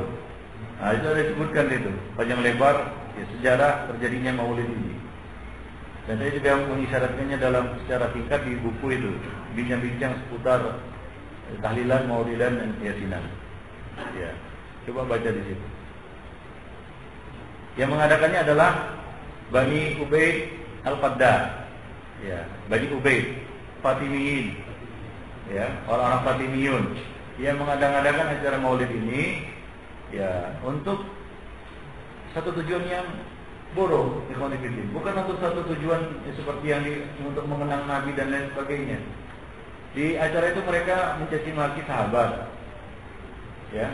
Lalu mereka berpesta pora, mengumpulkan orang-orang sufi berdansa, ya, makan-makan secara mubazir. Itu awal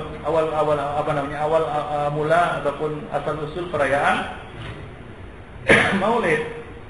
Jadi sama sekali bukan untuk mengenang Nabi ataupun apapun mereka alasan-alasan yang mereka kemukakan itu enggak ada. Ya. Dan pelaksana awalnya adalah Bani Ubaid yang itu adalah Syiah.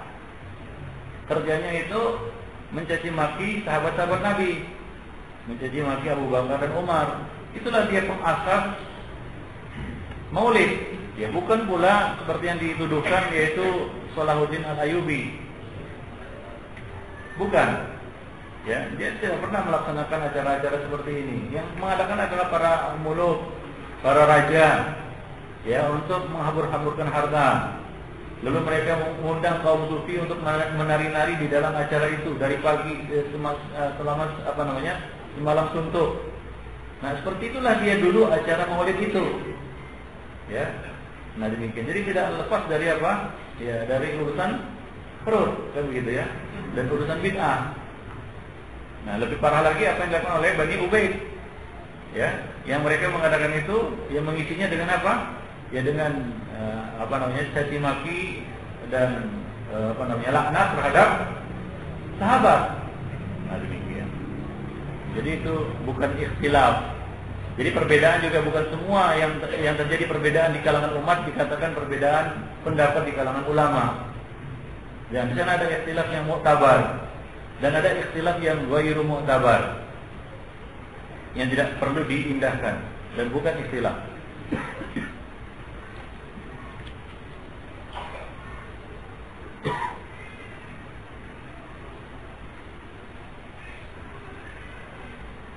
Tolong jelaskan dalam jual beli harga yang layak, tidak zalim, harga yang wajar. Apakah mengambil keuntungan laba 100-200% dari harga beli dibolehkan? Ya, tentunya tidak ada ketentuan khusus dari Rasulullah, dari syariat berkaitan dengan berapa persen mengambil untung. Cuma ini dari sisi adab. Ya, janganlah dia mengambil untung terlalu banyak. Ya, terlalu banyak, terlalu besar, hingga ini akan menyulitkan orang yang membutuhkan barang itu. Ya, yang membutuhkan barang tersebut nggak bisa beli dia. Kenapa? Karena harganya melambung tinggi, ya, dan seterusnya. Jadi ini dari sisi adab konfidin. Nanti dalam bab jual beli juga kita akan jelaskan bahwasanya di sana ada faktor lain yang di samping faktor hukumnya, yaitu faktor etika dagang, etika jual beli. Kadang-kadang ini yang dilupakan. Ya, kalau hukum-hukum dagang mungkin sudah jelas, tapi etika dagang ini yang sering dilupakan. Ya, etika dagang.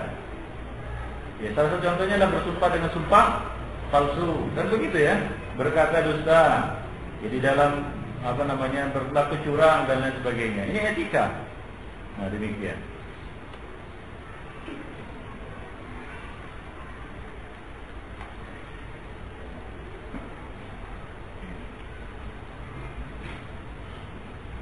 Bagaimana hukumnya orang yang suka mentahdir orang yang menuntut ilmu syar'i? Rasul dari mengatakan mayuridillahu bihi khairan yufaqihu fid din. Barang siapa yang Allah kehendaki baik, maka Allah akan beri dia apa? Taufik untuk mendalami agama. Ya, ini jalannya. Nah, kalau ada yang merintanginya, maka dia termasuk ya, Allah akan menjadi lawan baginya. Apa? Allah akan menjadi lawan baginya. Kenapa? Karena Allah menghendaki baik untuk orang ini dengan apa? Dengan menuntut ilmu fikih, ya, dengan mendalami agamanya. Lalu datang orang lain, dia menghalanginya. Ya, dia menghalanginya. Nah, kira-kira antum tahu sendirilah bagaimana pandangan antum terhadap orang ini. Dia mentahdir misalnya, atau dia menghalang-halangi, ya, atau dia berusaha untuk mempersulit, kan begitu ya. Ya, dan kadang-kadang meneror, kan begitu ya. Atau mengajak untuk tidak apa? Untuk tidak menuntut ilmu. Nah, ini antum tahu sendirilah bagaimana jawabannya. Dan apa yang pantas bagi orang seperti ini? Ya, apa yang pantas bagi orang seperti ini? Ya, tentunya dia tidak menuntut ilmu pastinya. Kan begitu ya? Nah, demikian. Dan ini sangat perkara yang sangat serius di pendidikan. Azani Allah wa iyyakum. Ada sebagian orang yang lentur semangatnya menuntut ilmu karena kita katakan fitnah, lebih tepatnya fitnah. Ya, dari sebagian oknum kita katakan, dia mengatakan, ngapain kamu belajar? Atau dia sibukkan dengan yang lain. Atau dia fitnah. Ya, kita katakan ikhwan fillah, ya. Pukulan kalau dari musuh itu nikmat terasa. Kalau ahli bid'ah yang mukul kita seperti itu, nikmat terasa. Kenapa? Karena pukulan dari musuh. Paham tuh? Tapi kalau pukulan dari kawan sendiri, sakitnya sangat dalam. Lukanya juga sangat dalam. Enggak sama itu. Ya, jadi hati-hatilah antum jangan menjadi orang-orang yang yasudduna an sabilillah. Menghalangi orang dari apa? Jalan Allah Subhanahu. Ada orang teman yang sudah bagus-bagus, dia mau belajar, kan begitu ya, mau menuntut ilmu, mau mengikuti program misalnya bahasa Arab, ya, kita buka program Ulun Nuha, kan begitu ya. Udah semangat dia, tapi dikendor-kendorkan semangat itu. Coba antum lihat sendiri. Sementara dia sendiri tidak ikut, dia sendiri tidak belajar. Sebagian orang, nanti saya belajar dengan orang lain yang lebih alim. Tunggu ulama datang. Ini subhat dari ini nggak ngerti dia metode dan tariqah menuntut ilmu. Itu subhat. Itu cuma cuma alasan. Toh kalaupun datang ulama, dia itu nggak menuntut ilmu. Nah, demikian. Dan entah kapan datangnya ulama dan kapan kita dia belajar juga nggak jelas juga ya itu. Nah, demikian. Jadi hati-hatilah. Ya, janganlah kita menjelek-jelekkan majelis ilmu. Ini enggak benar, bukan itu. Ya, itu sangat tidak benar. Ya, antum katakan ini majelis untuk mencari uang, kan begitu ya. Nah, itu ikhwan fillah, kalau itu dari musuh yang mengatakan seperti itu kita bisa terima lah. Tapi kalau dari kalangan kita sendiri itu sangat menyedihkan. Paham? Memprihatinkan begitu. Lalu bagaimana orang bisa mendengar? Bagaimana orang bisa mengikuti manhaj yang benar, akidah yang benar, mengikuti sunnah? Ya, sementara majelis sunnah sekarang ini kan langka. Nah yang langka ini kemudian antum fitnah juga. Ya kita katakan kita nggak minta duit, itu salah. Kita cuma menganjurkan antum untuk bersedekah. Bagi yang mau bersedekah silakan, kalau tidak ya sudah. Jadi jangan dikesankan kita ini kajian minta duit. Itu fitnah, dan hati-hati, fitnah ini akan kembali kepada orang yang mengatakannya. Hati-hati. Ini majelis ilmu. Dan kita antum tahu sendiri bagaimana perjalanan majelis ini. Mulai dari satu buku selesai dan sampai kepada buku yang lain, dan ini mau mulai buku yang baru. Ya. Kalau ada kebatilan, antum sampaikan. Nah, kalau tidak, maka jangan membuat apa? Fitnah. Yang itu akan menghalangi manusia dari apa? Dari kebaikan. Ya, dari apa? Dari kebaikan. Nah, demikian.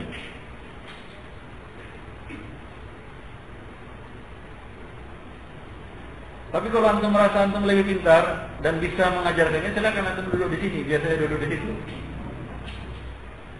Ya, karena sekarang ini ada orang yang merasa lebih pintar dari ustadznya, kan begitu ya? Kalau ada yang saya lihat ada yang antum lebih pintar, lebih faqih dan lebih alim, ya silakan antum duduk di sini, biar ada yang menuntut ilmu kepada antum. Kan begitu.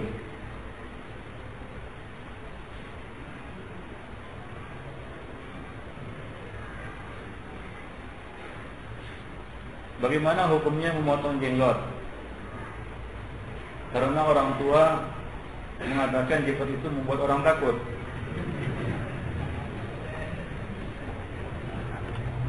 Ikhwan fillah, para ulama mengatakan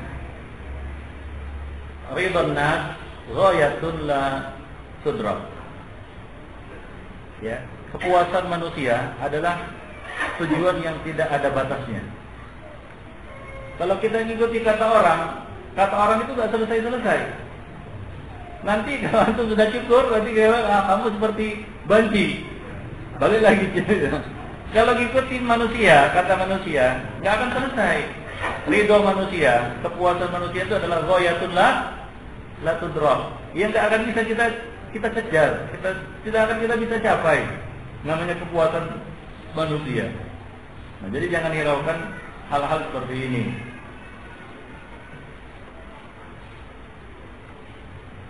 Dan juga Nabi mengatakan la ta'ata li makhluqin fi ma'siyatil khaliq.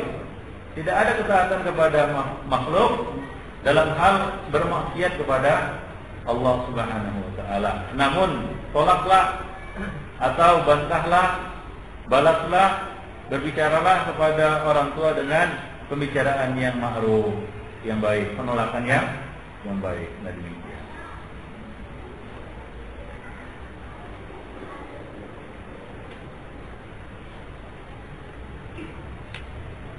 Berapa tahun kita mempelajari ilmu fikih? Ilmu ini nggak ada limitnya, ya, artinya nggak ada batasnya. Ya, berapa tahun antum belajar ilmu akidah? Wah, saya sudah tamat. Kemarin sudah kita sampaikan. Saya sudah tamat buku ini dan ini. Sudah selesai itu? Belum. Terus, ya, nggak boleh berhenti. Ya, kalau antum ada kesempatan untuk naik tingkatan yang lebih tinggi, maka antum harus mengejarnya. Ya, narfa'u darajatin man nasya. Imam Malik mengatakan bil ilmi, kami angkat derajat bagi siapa saja yang kami kehendaki, yaitu dengan apa? Dengan ilmu. Jadi naik derajat itu dengan apa? Dengan ilmu. Maka setiap kesempatan, ingat, setiap kesempatan yang antum bisa menambah ilmu antum, ya menambah derajat antum, kejar. Paham? Dikejar. Ada kesempatan, peluang untuk naik lebih tinggi derajatnya, maka dikejar. Jangan disia-siakan. Jadi gak ada limit tahunnya, gak ada batas waktunya.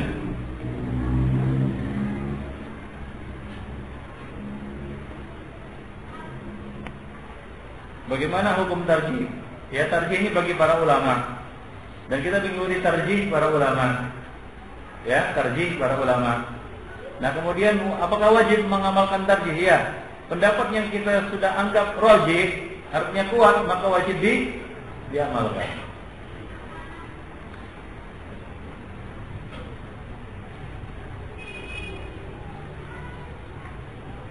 Talak berapa?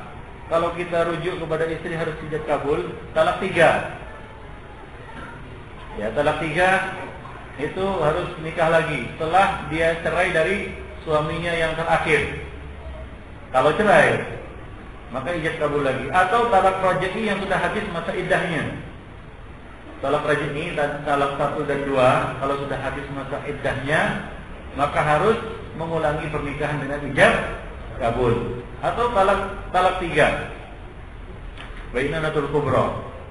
Bainanatul kubra, ya, talak al-battah, ya, talak 3, maka dia harus menikah kembali setelah istrinya itu berpisah dari suaminya yang terakhir. Ya, dan setelah mencicipinya itu setelah dukul, setelah jima.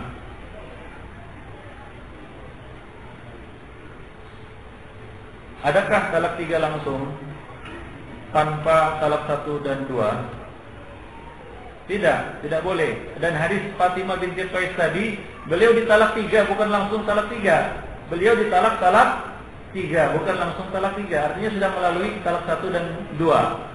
Ya, Allah mengatakan at-talaqu marratan. Talak itu dua kali. Talak harus dua kali, talak 1, talak 2. Jadi tidak sah langsung talak 3. Nah, kalau dia melakukannya maka terhitung talak 1. Ya, kalau dia melakukannya maka terhitung talak 1.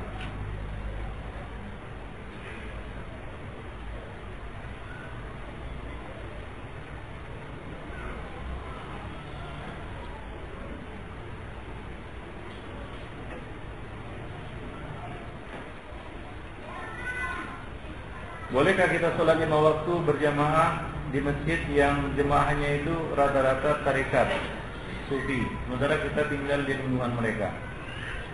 Ya, kalau sufi ataupun tarekat mereka itu atau bid'ah mereka itu tidak mengeluarkan mereka dari Islam, maka kita tetap wajib berjamaah, sholat berjamaah di belakang mereka. Demikian.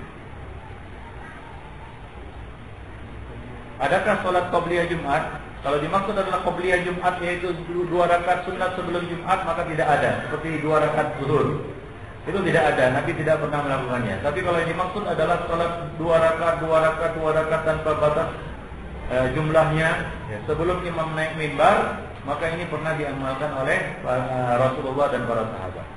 Boleh. Nah, demikian. Sebelum imam naik ke atas mimbar.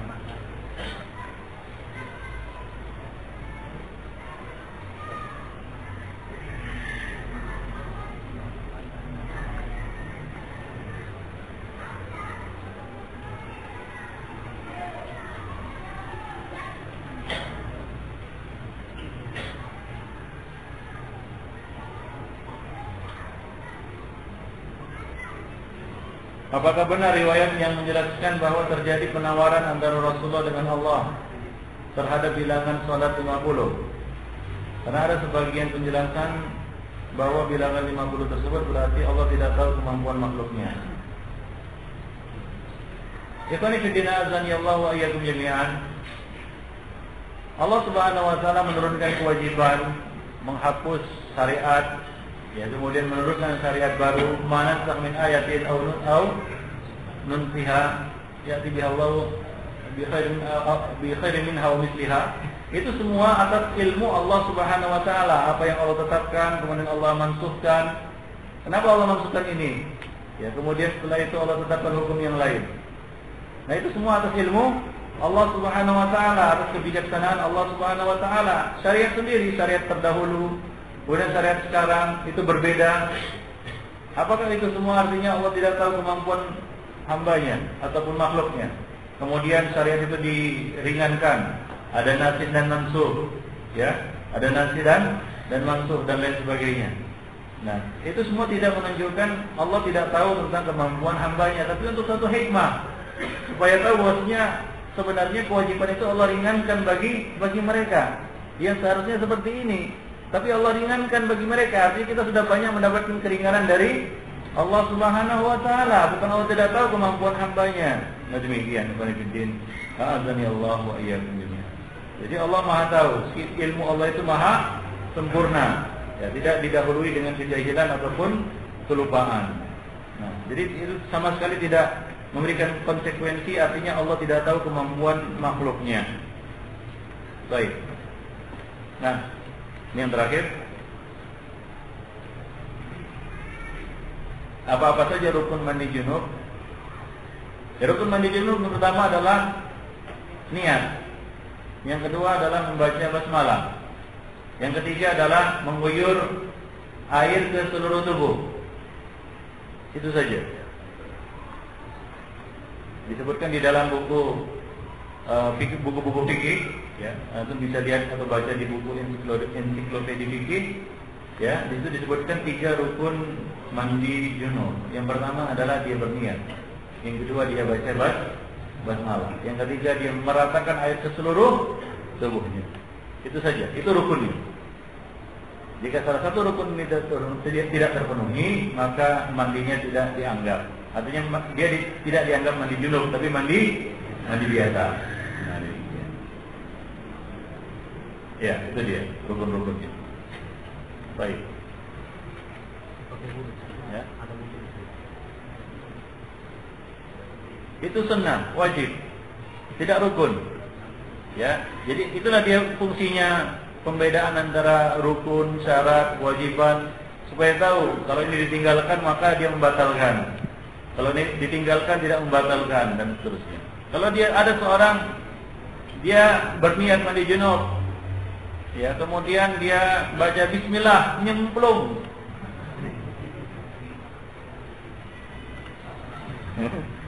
Tahu nyemplung?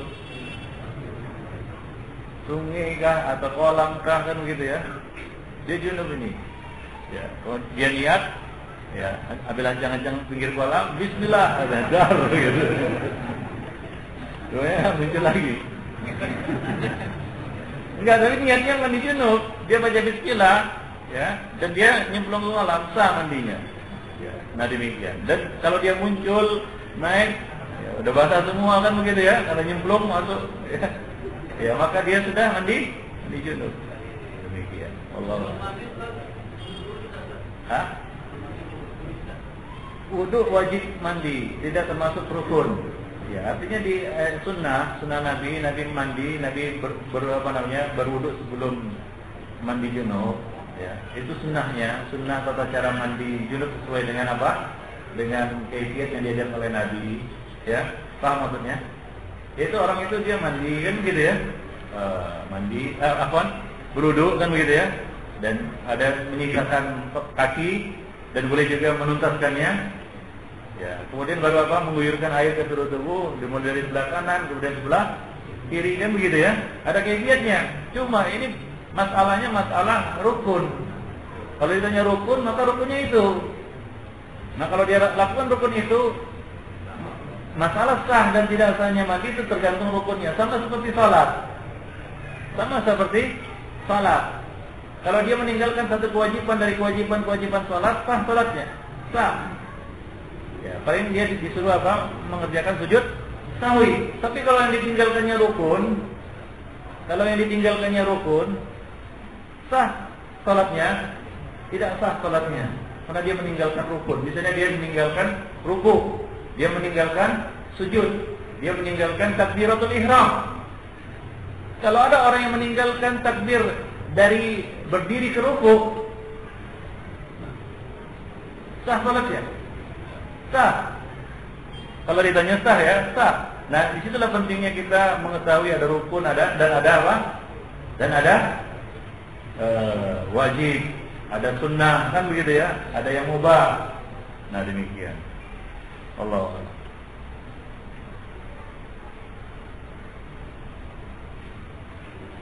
Tolong jelaskan tentang sholat hajat dan sholat taubat. Adapun sholat hajat ini tidak ada. Yang ada adalah sholat istikharah.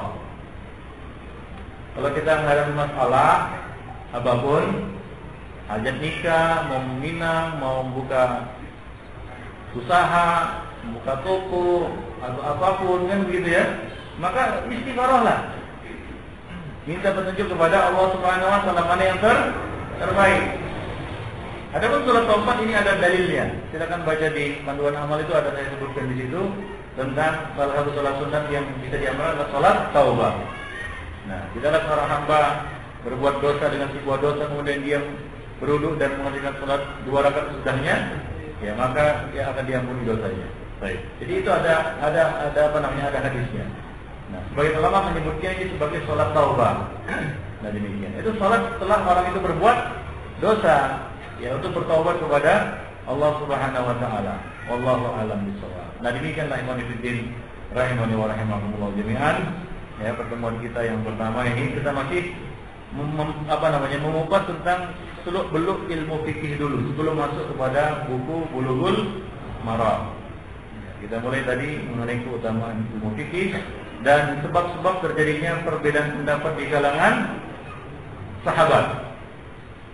Baik. Subhanallah wa bihamdihi, asyhadu an la ilaha illa anta, astaghfiruka wa atubu ilaik.